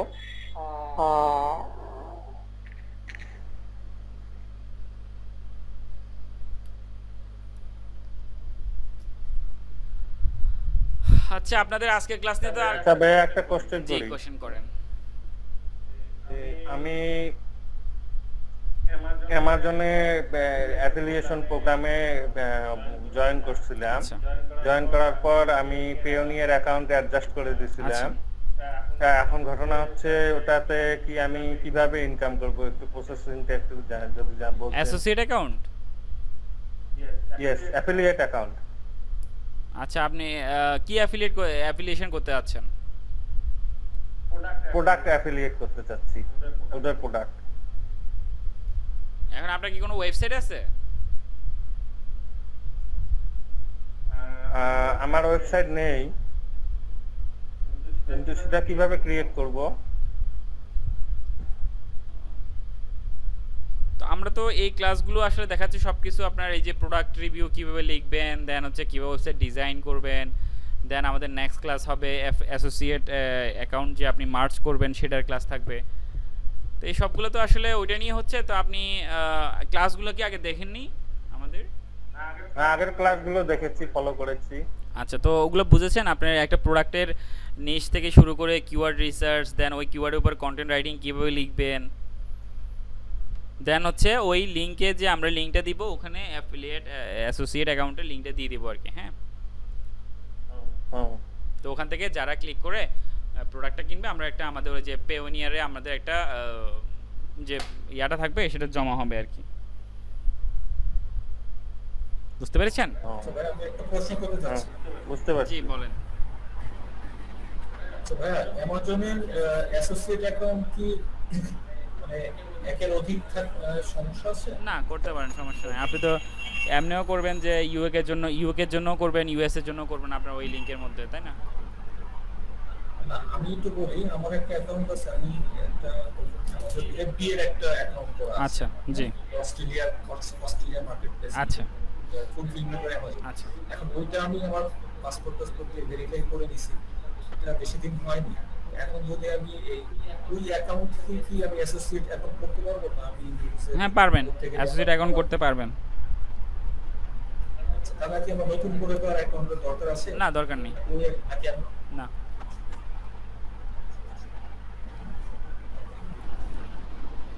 ভাইয়া লাস্ট কোশ্চেন ছিল আশরাফ ভাই। হ্যালো, বলেন। আচ্ছা, লাস্ট কোশ্চেন ছিল ওই যে সোশ্যাল লিঙ্কগুলো নিয়ে আমার একটু মানে আমি কনফিউশনের জায়গাটা যেটা ছিল, আমি একটু প্রশ্নটা করি। এটা হচ্ছে ধরেন আমি স্মার্ট কিচেন অ্যাক্সেসরিজ নামে যেই ওয়ার্ডপ্রেসটা খুললাম, এখন সোশ্যাল লিঙ্ক যেটা ফেসবুক হোক বা অন্যান্য পেজগুলো ইউটিউব হোক, এটা কি ওই নামেই খুলতে হবে নাকি আমার ব্যক্তিগত প্রোফাইলটা ওর সাথে দিয়ে দেব? না, ব্যক্তিগত প্রোফাইল দিবেন না, ওই নামেই দিবেন। ওইটা আপনার বিজনেস, আপনার ওই নামে আপনার বিজনেসে কি জি আপনার বিজনেস কি একটা ফেসবুক পেজ থাকতে পারে না?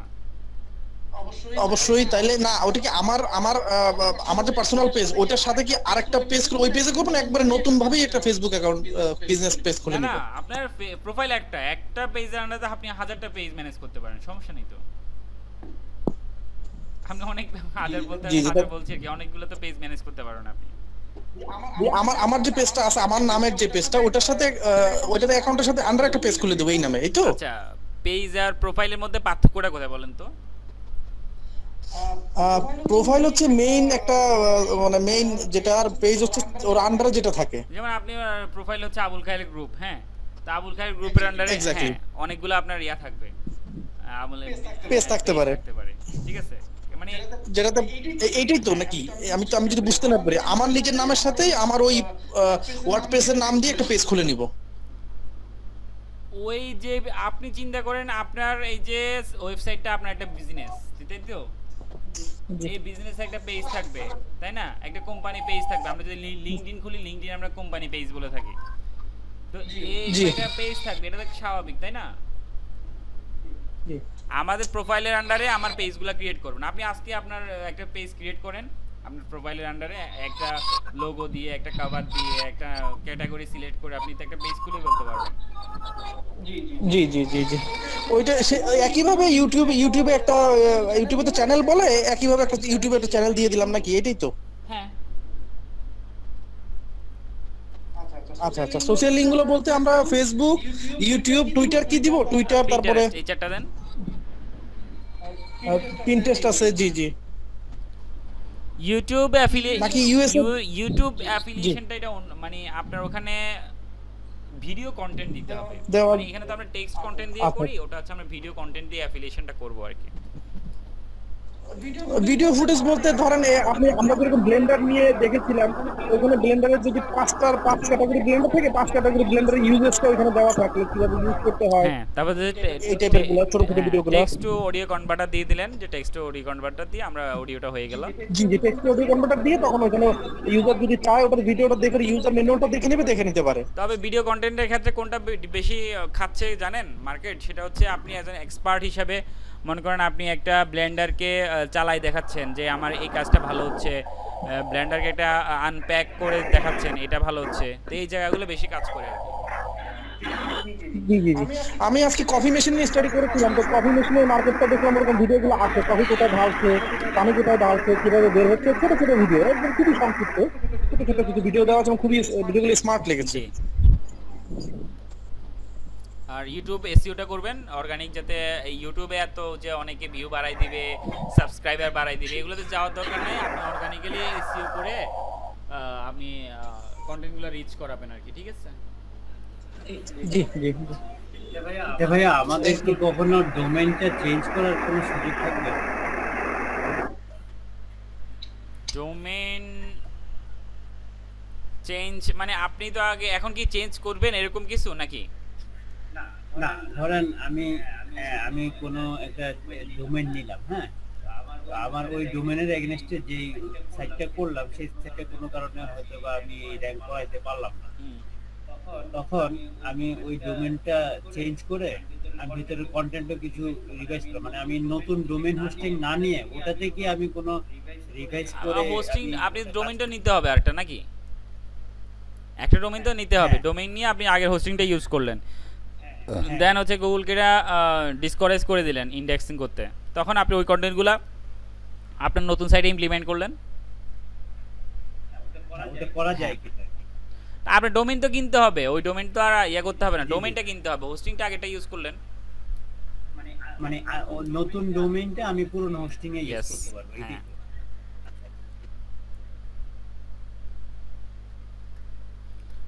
তো ঠিক আছে, তাহলে আজকে আমরা এখানে ক্লাসটা শেষ করি নাকি? জি ভাইয়া, ওকে। আচ্ছা ওকে, ইনশাআল্লাহ দেখা হবে নেক্সট ক্লাসে। আসসালামু আলাইকুম।